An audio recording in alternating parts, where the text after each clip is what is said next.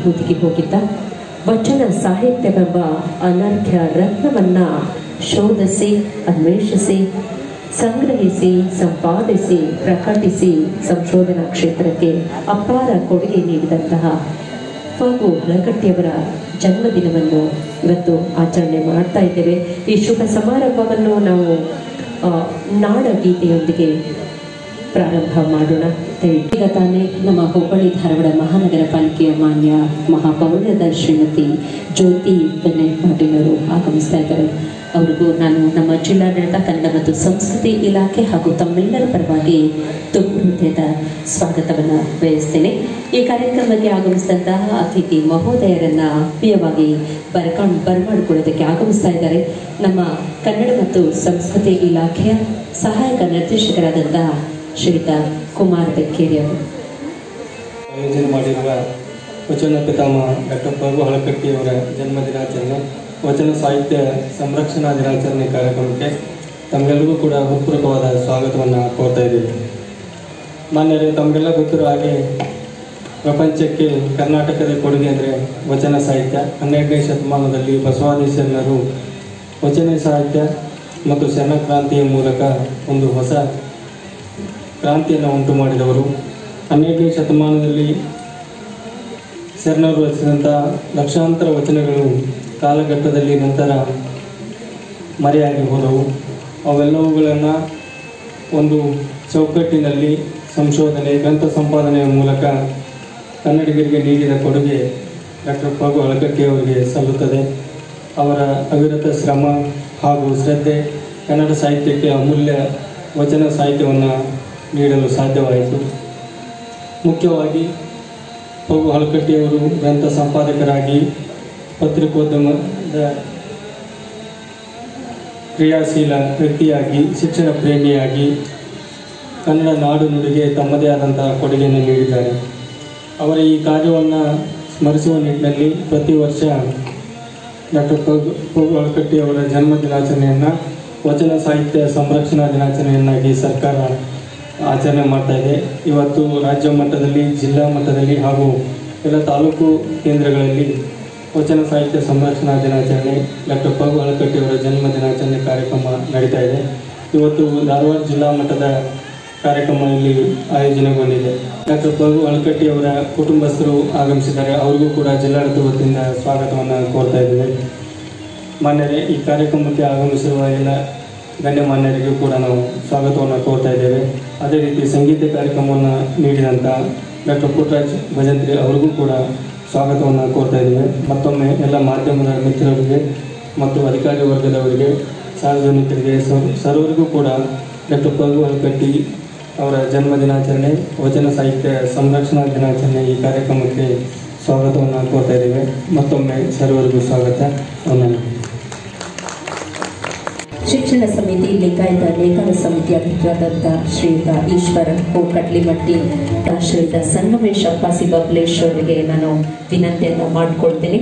ಹಾಗೆಯೇ ವೇದಿಕೆ ಮೇಲೆ ಆಸೀನರಾದ ಎಲ್ಲ ಗಣ್ಯರು ತಮ್ಮ ಅಮೃತ ಹಸ್ತದಿಂದ ಕಾರ್ಯಕ್ರಮಕ್ಕೆ ಶುಭ ಹಾರೈಸಬೇಕಾಗಿ ವಿನಂತಿಯನ್ನು ಮಾಡಿಕೊಳ್ತೇನೆ. ಹುಬ್ಬಳ್ಳಿ ಧಾರವಾಡ ಮಹಾನಗರ ಪಾಲಿಕೆಯ ಮಾನ್ಯ ಮಹಾಪೌರದ ಶ್ರೀಮತಿ ಜ್ಯೋತಿ ವಿನಯ್ ಪಾಟೀಲ್ ಅವರು ಹಿರಿಯ ಸಂಸದರು ಉದ್ಘಾಟನಾ ನುಡಿಗಳನ್ನು ಆಡಬೇಕಾಗಿ ನಾನು ವಿನಂತಿಸಿಕೊಳ್ತೇನೆ. ಸ್ಮರಣೆ ಮಾಡಿ ಜಿಲ್ಲಾಡಳಿತ ಹಾಗೂ ಕನ್ನಡ ಮತ್ತು ಸಂಸ್ಕೃತಿ ಇಲಾಖೆ ಧಾರವಾಡ ಜಿಲ್ಲೆಯ ಸಂಯುಕ್ತ ಆಶ್ರಯದಲ್ಲಿ ವಚನ ಪಿತಾಮಹ ಡಾಕ್ಟರ್ ಫಗು ಹಳಕಟ್ಟಿಯವರ ಜನ್ಮದಿನ. ಈ ಜನ್ಮದಿನವನ್ನು ಘನ ಸರ್ಕಾರ ವಚನ ಸಾಹಿತ್ಯ ಸಂರಕ್ಷಣಾ ದಿನಾಚರಣೆಯನ್ನಾಗಿ ಆಚರಿಸುತ್ತಿರುವ ಈ ಶುಭ ಸಂದರ್ಭದಲ್ಲಿ ಈ ಕಾರ್ಯಕ್ರಮದಲ್ಲಿ ಉಪಸ್ಥಿತರಿರ್ತಕ್ಕಂಥ ಹುಬ್ಬಳ್ಳಿ ಧಾರವಾಡ ಮಹಾನಗರ ಪಾಲಿಕೆಯ ನೂತನ ಮಹಾಪೌರರಾಗಿ ಆಯ್ಕೆಯಾಗಿರ್ತಕ್ಕಂಥ ಸಹೋದರಿ ಶ್ರೀಮತಿ ಜ್ಯೋತಿ ವಿನಯ್ ಪಾಟೀಲ್ರವರೇ, ಈ ಸಮಾರಂಭದಲ್ಲಿ ಉಪನ್ಯಾಸವನ್ನು ನೀಡಲಿರುವವರು, ತಮ್ಮ ಇಡೀ ಜೀವನವನ್ನು ಬಸವಾರ್ಪಿತ ಮಾಡಿಕೊಂಡವರು. ನಾನು ವಿಜಯಪುರದಿಂದ 200 ಕಿಲೋಮೀಟರು ಯಾಕೆ ವಿಜಯಪುರ ಜಿಲ್ಲಾಡಳಿತದ ಕಾರ್ಯಕ್ರಮ ಬಿಟ್ಟು ಧಾರವಾಡ ಜಿಲ್ಲಾಡಳಿತದ ಕಾರ್ಯಕ್ರಮಕ್ಕೆ ಬಂದೆ ಅಂದರೆ, ಇಲ್ಲಿ ಬಂದರೆ ಪಗು ಹಳಕಟ್ಟಿಯವರ ಜೊತೆ ಅವರ ಕೈ ಹಿಡಿದುಕೊಂಡು ಅವರ ಸೇವೆ ಮಾಡಿರುವ ಸಿದ್ದಣ್ಣ ಲಂಗೋಟಿ ಸರ್ ಅವರ ಮಾತು ಕೇಳುವ ಸೌಭಾಗ್ಯ ಸಿಗ್ತದೆ ಅಂತ ನಾನು ಅಲ್ಲಿಂದ ಇಲ್ಲಿ ಹೋಗ್ತಿದ್ದೆ. ಜೊತೆಗೆ ನಮ್ಮ Veeranna Rajur sir, MM Kalaburgi sir ಅವರು, ರಾಜೂರ್ ಸರ್ ಅವರು ಈ ಸಮಾಜಕ್ಕೆ, ಈ ನಾಡಿಗೆ, ಸಂಶೋಧನಾ ಕ್ಷೇತ್ರಕ್ಕೆ, ಕನ್ನಡ ಸಾಹಿತ್ಯಕ್ಕೆ ಕೊಟ್ಟ ಕೊಡುಗೆ ಅಂತ ದಿಗ್ಗಜರು ವೇದಿಕೆ ಅಲಂಕರಿಸುವ ಕಾರ್ಯಕ್ರಮದಲ್ಲಿ ಪಾಲ್ಗೊಳ್ಳುವುದೇ ಒಂದು ಸೌಭಾಗ್ಯ ಅಂತ ಹೇಳಿ ಈ ಸಂದರ್ಭದಲ್ಲಿ ಉಪಸ್ಥಿತರಿರ್ತಕ್ಕಂಥ ನಮ್ಮ ಎಲ್ಲ ಏನು ಹಿರಿಯರು ಈ ಸಮಾರಂಭದಲ್ಲಿ ನಮ್ಮ ಹಳಕಟ್ಟಿ ಸರ್ ಅವರ ಬಂಧುಗಳು, ಅವರ ವಂಶಸ್ಥರು ನಮ್ಮ ಶ್ರೀ ಸದಾನಂದ ಶಾಂತಪ್ಪ ಹಳಕಟ್ಟಿ ಅನ್ನೋರೇ, ಈಶ್ವರ್ ಹೂ ಕಡ್ಲಿಮಟ್ಟಿ ಅವರೇ, ಬಸವರಾಜ ಕುಂಗಿ ಅವರನ್ನು ಒಳಗೊಂಡಂತೆ ಈ ಸಮಾರಂಭದಲ್ಲಿ ವಚನ ಗಾಯನದ ಮೂಲಕ ಈ ಕಾರ್ಯಕ್ರಮದ ಅರ್ಥಪೂರ್ಣತೆಯನ್ನು ಹೆಚ್ಚಿಸಿರುವ ಡಾಕ್ಟರ್ ಪುಟ್ಟರಾಜ್ ಭಜಂತ್ರಿ ರವರ ತಂಡಕ್ಕೆ ಹಾಗೂ ಎಲ್ಲ ಕಾರ್ಯಕ್ರಮಗಳನ್ನು ಅತ್ಯಂತ ಸುವ್ಯವಸ್ಥಿತವಾಗಿ ಅರ್ಥಪೂರ್ಣವಾಗಿ ಆಯೋಜನೆ ಮಾಡುವ ನಮ್ಮ ಕನ್ನಡ ಮತ್ತು ಸಂಸ್ಕೃತಿ ಇಲಾಖೆಯ ಸಹಾಯಕ ನಿರ್ದೇಶಕರಾದ ಸಹೋದರ ಶ್ರೀ ಕುಮಾರ್ ಬೆಕ್ಕೇರಿ ಅವರೇ, ಇಲ್ಲಿ ಉಪಸ್ಥಿತರಿರುವ ಧಾರವಾಡದ ಎಲ್ಲ ಶರಣ ತಂದೆ ತಾಯಂದಿರೇ, ಸಹೋದರ ಸಹೋದರಿಯರೇ, ಮಾಧ್ಯಮ ಮಿತ್ರರೇ, ಈ ಕಾರ್ಯಕ್ರಮ ಉದ್ಘಾಟನೆ ಮಾಡಿದ್ದು ನನ್ನ ಸೌಭಾಗ್ಯ ಅಂತ ಹೇಳಿ ನಾನು ಭಾವಿಸ್ಕೊಂಡಿದ್ದೇನೆ. ಹುಟ್ಟಿದ್ದು ಪಗು ಹಳಕಟ್ಟಿ ಅವರು ಧಾರವಾಡದಲ್ಲಿ, ಆದರೂ ಅವರ ಕರ್ಮಭೂಮಿ ನಮ್ಮ ವಿಜಯಪುರ, ಶರಣರ ನಾಡು, ಬಸವಣ್ಣನವರ ಜನ್ಮಸ್ಥಳ ಬಸವನಾಡು ವಿಜಯಪುರವನ್ನು ತಮ್ಮ ಕರ್ಮಭೂಮಿಯನ್ನಾಗಿಸಿಕೊಂಡು ಅವರು ಈ ಸಮಾಜಕ್ಕೆ ಕೊಟ್ಟ ಕೊಡುಗೆ ಅವಿಸ್ಮರಣೀಯವಾದದ್ದು.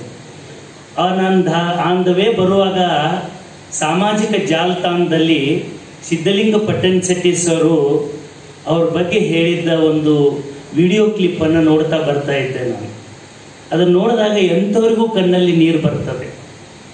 ನಾನು ಈ ನಾಡಿನ ಮುಖ್ಯಮಂತ್ರಿಗಳಿಗೆ ಮತ್ತು ಘನ ಸರ್ಕಾರಕ್ಕೆ ಪಗು ಹಳಕಟ್ಟಿರಂತಹ ಒಬ್ಬ ಶ್ರೇಷ್ಠ ಮೇಧಾವಿ ವ್ಯಕ್ತಿಯ ವ್ಯಕ್ತಿತ್ವವನ್ನು ಸಮಾಜಕ್ಕೆ, ನಾಡಿಗೆ, ಮಕ್ಕಳಿಗೆ ಪರಿಚಯಿಸಬೇಕು.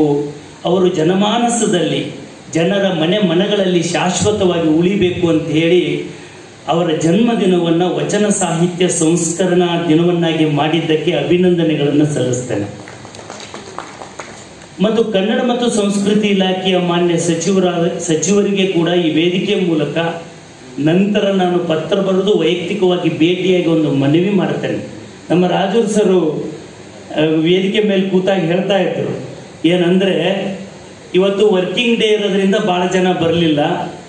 ನಾನು ಧಾರವಾಡದಲ್ಲೇ ಕರ್ನಾಟಕ ಕಾಲೇಜಿನಲ್ಲಿ ಓದಿದವನು, ನನಗೆ ಗೊತ್ತಿದೆ ವರ್ಕಿಂಗ್ ಡೇ ಇಲ್ಲದೆ ಇದ್ರೂ ವಿದ್ಯಾವರ್ಧಕ ಸಂಘದಲ್ಲಿ ವೇದಿಕೆ ಮೇಲೆ 15 ಜನ ಇದ್ದರೆ ಮುಂದೆ 5 ಜನ ಇರೋ ಕಾರ್ಯಕ್ರಮಗಳಲ್ಲಿ ಕೂಡ ನಾನು ವಿದ್ಯಾರ್ಥಿ ಜೀವನದಲ್ಲಿ ಪಾಲ್ಗೊಂಡವನು. ಸರ್ ಒಂದು ಸಲಹೆ ಕೊಡ್ತಾ ಇದ್ರು, ಏನಂದರೆ ವಿದ್ಯಾರ್ಥಿಗಳು ಎಲ್ಲಿರ್ತಾರೋ, ಮಕ್ಕಳು ಎಲ್ಲಿರ್ತಾರೋ ಅಲ್ಲಿ ಜಿಲ್ಲಾಡಳಿತ ಅಂತ ಶಾಲಾ ಕಾಲೇಜುಗಳಲ್ಲಿನೇ ಇಂಥ ಕಾರ್ಯಕ್ರಮ ಆಯೋಜನೆ ಮಾಡಿದರೆ ಮಕ್ಕಳನ್ನು ತಲುಪಬಹುದು ಅಂತೇಳಿ. ನಾನು ಮಾನ್ಯ ಸಚಿವರಿಗೆ ವಿನಂತಿ ಮಾಡ್ತೇನೆ, ಇಂಥ ವರ್ಕಿಂಗ್ ಡೇ ಇದ್ದ ಸಂದರ್ಭದಲ್ಲಿ ಆಚರಿಸಲು ಘೋಷಣೆಯಾಗಿರುವ ಇಂಥ ಮೇಧಾವಿಗಳ ಜನ್ಮ ದಿನಾಚರಣೆಯನ್ನು ನೀವು ಶಾಲಾ ಕಾಲೇಜುಗಳಲ್ಲಿ ಒಂದು ಶಿಕ್ಷಣ ಸಂಸ್ಥೆಯನ್ನು ಗುರುತಿಸಿ ಅಲ್ಲಿ ಮಾಡೋದ್ರ ಮೂಲಕ ಅಲ್ಲಿ ಸಾವಿರಾರು ಮಕ್ಕಳಿಗೆ ಅವರ ಚಿಂತನೆಗಳನ್ನು ತಲುಪಿಸ್ತಕ್ಕಂಥ ಕೆಲಸ ಆಗಬೇಕು ಅಂತಕ್ಕಂಥ ಆಶಯವನ್ನು ಈ ಸಂದರ್ಭದಲ್ಲಿ ವ್ಯಕ್ತ ಮಾಡಿ, ನಾನು ಕರ್ನಾಟಕ ಬಾಲ ವಿಕಾಸ ಅಕಾಡೆಮಿಯ ಅಧ್ಯಕ್ಷ ಅನ್ನೋದಕ್ಕಿಂತ ಮಕ್ಕಳ ಪರಿಚಾರಕನಾಗಿ ನೇಮಕಗೊಂಡ ಮೇಲೆ ಒಂದು ಆಶಯ, ಸದಾಶಯ, ನನ್ನೆಲ್ಲ ಒಂದು ಹಿರಿಯರ ಒಂದು ಸಲಹೆ ಮೇರೆ ಒಂದು ಕೆಲಸ ಮಾಡಿದ್ದೀನಿ. ಏನು ಮಾಡಿದ್ದೀನಿ ಅಂದರೆ, ಅನುದಾನ ಎಷ್ಟಿದೆ ಇಲ್ಲ ಅನ್ನೋದಕ್ಕಿಂತ ಇರುವ ಅನುದಾನವನ್ನು ಅದ್ದೂರಿ ಕಾರ್ಯಕ್ರಮಕ್ಕೆ ಬಳಸುವುದರ ಬದಲಾಗಿ ಅರ್ಥಪೂರ್ಣ ಕಾರ್ಯಕ್ರಮಕ್ಕೆ ವಿನಿಯೋಗಿಸಬೇಕು ಅನ್ನುವಂಥ ಚಿಂತನೆಯನ್ನು ಮಾಡಿ ನಮ್ಮ ಕೇಂದ್ರ ಕಚೇರಿಯಲ್ಲಿ ಒಂದು ಸುಸಜ್ಜಿತವಾದ ಸ್ಟುಡಿಯೋವನ್ನು ನಿರ್ಮಾಣ ಮಾಡಿದ್ದೇನೆ. ಆ ಸ್ಟುಡಿಯೋದಲ್ಲಿ ಲಂಗೋಟಿ ಸರ್ ಅಂತಹ ವಿದ್ವಾಂಸರು, ನಮ್ಮ ವೀರಣ್ಣ ರಾಜೂರ್ ಸರ್ ಅಂತಹ ಸಂಶೋಧಕರು, ಸಾಹಿತಿಗಳು ಬಂದಾಗ ಇಂಥ ದಿನಾಚರಣೆಗಳು ನಮ್ಮ ಅಕಾಡೆಮಿನಲ್ಲಿ ಅಥವಾ ಅಕಾಡೆಮಿಯ ಬೇರೆ ಸಂದರ್ಭಗಳಲ್ಲಿ ಅವರ ಸಮಯ ಹೊಂದಿಸಿಕೊಂಡು ಆ ಸ್ಟುಡಿಯೋದಲ್ಲಿ ಅವರು ಮಾತನಾಡಿದ್ದನ್ನ ರಾಜ್ಯದ ಎಲ್ಲ ಶಾಲಾ ಕಾಲೇಜುಗಳಿಗೆ ಏಕಕಾಲಕ್ಕೆ ಬಿತ್ತರಿಸುವ ಪ್ರಯತ್ನ ಮಾಡಲಿಕ್ಕೆ ಕರ್ನಾಟಕ ಬಾಲ ವಿಕಾಸ ಅಕಾಡೆಮಿ ಬದ್ಧವಾಗಿದೆ ಅಂತಕ್ಕಂಥ ಮಾತನ್ನ ಈ ಸಂದರ್ಭದಲ್ಲಿ ಹೇಳ್ತಾ ಇದ್ದೇನೆ.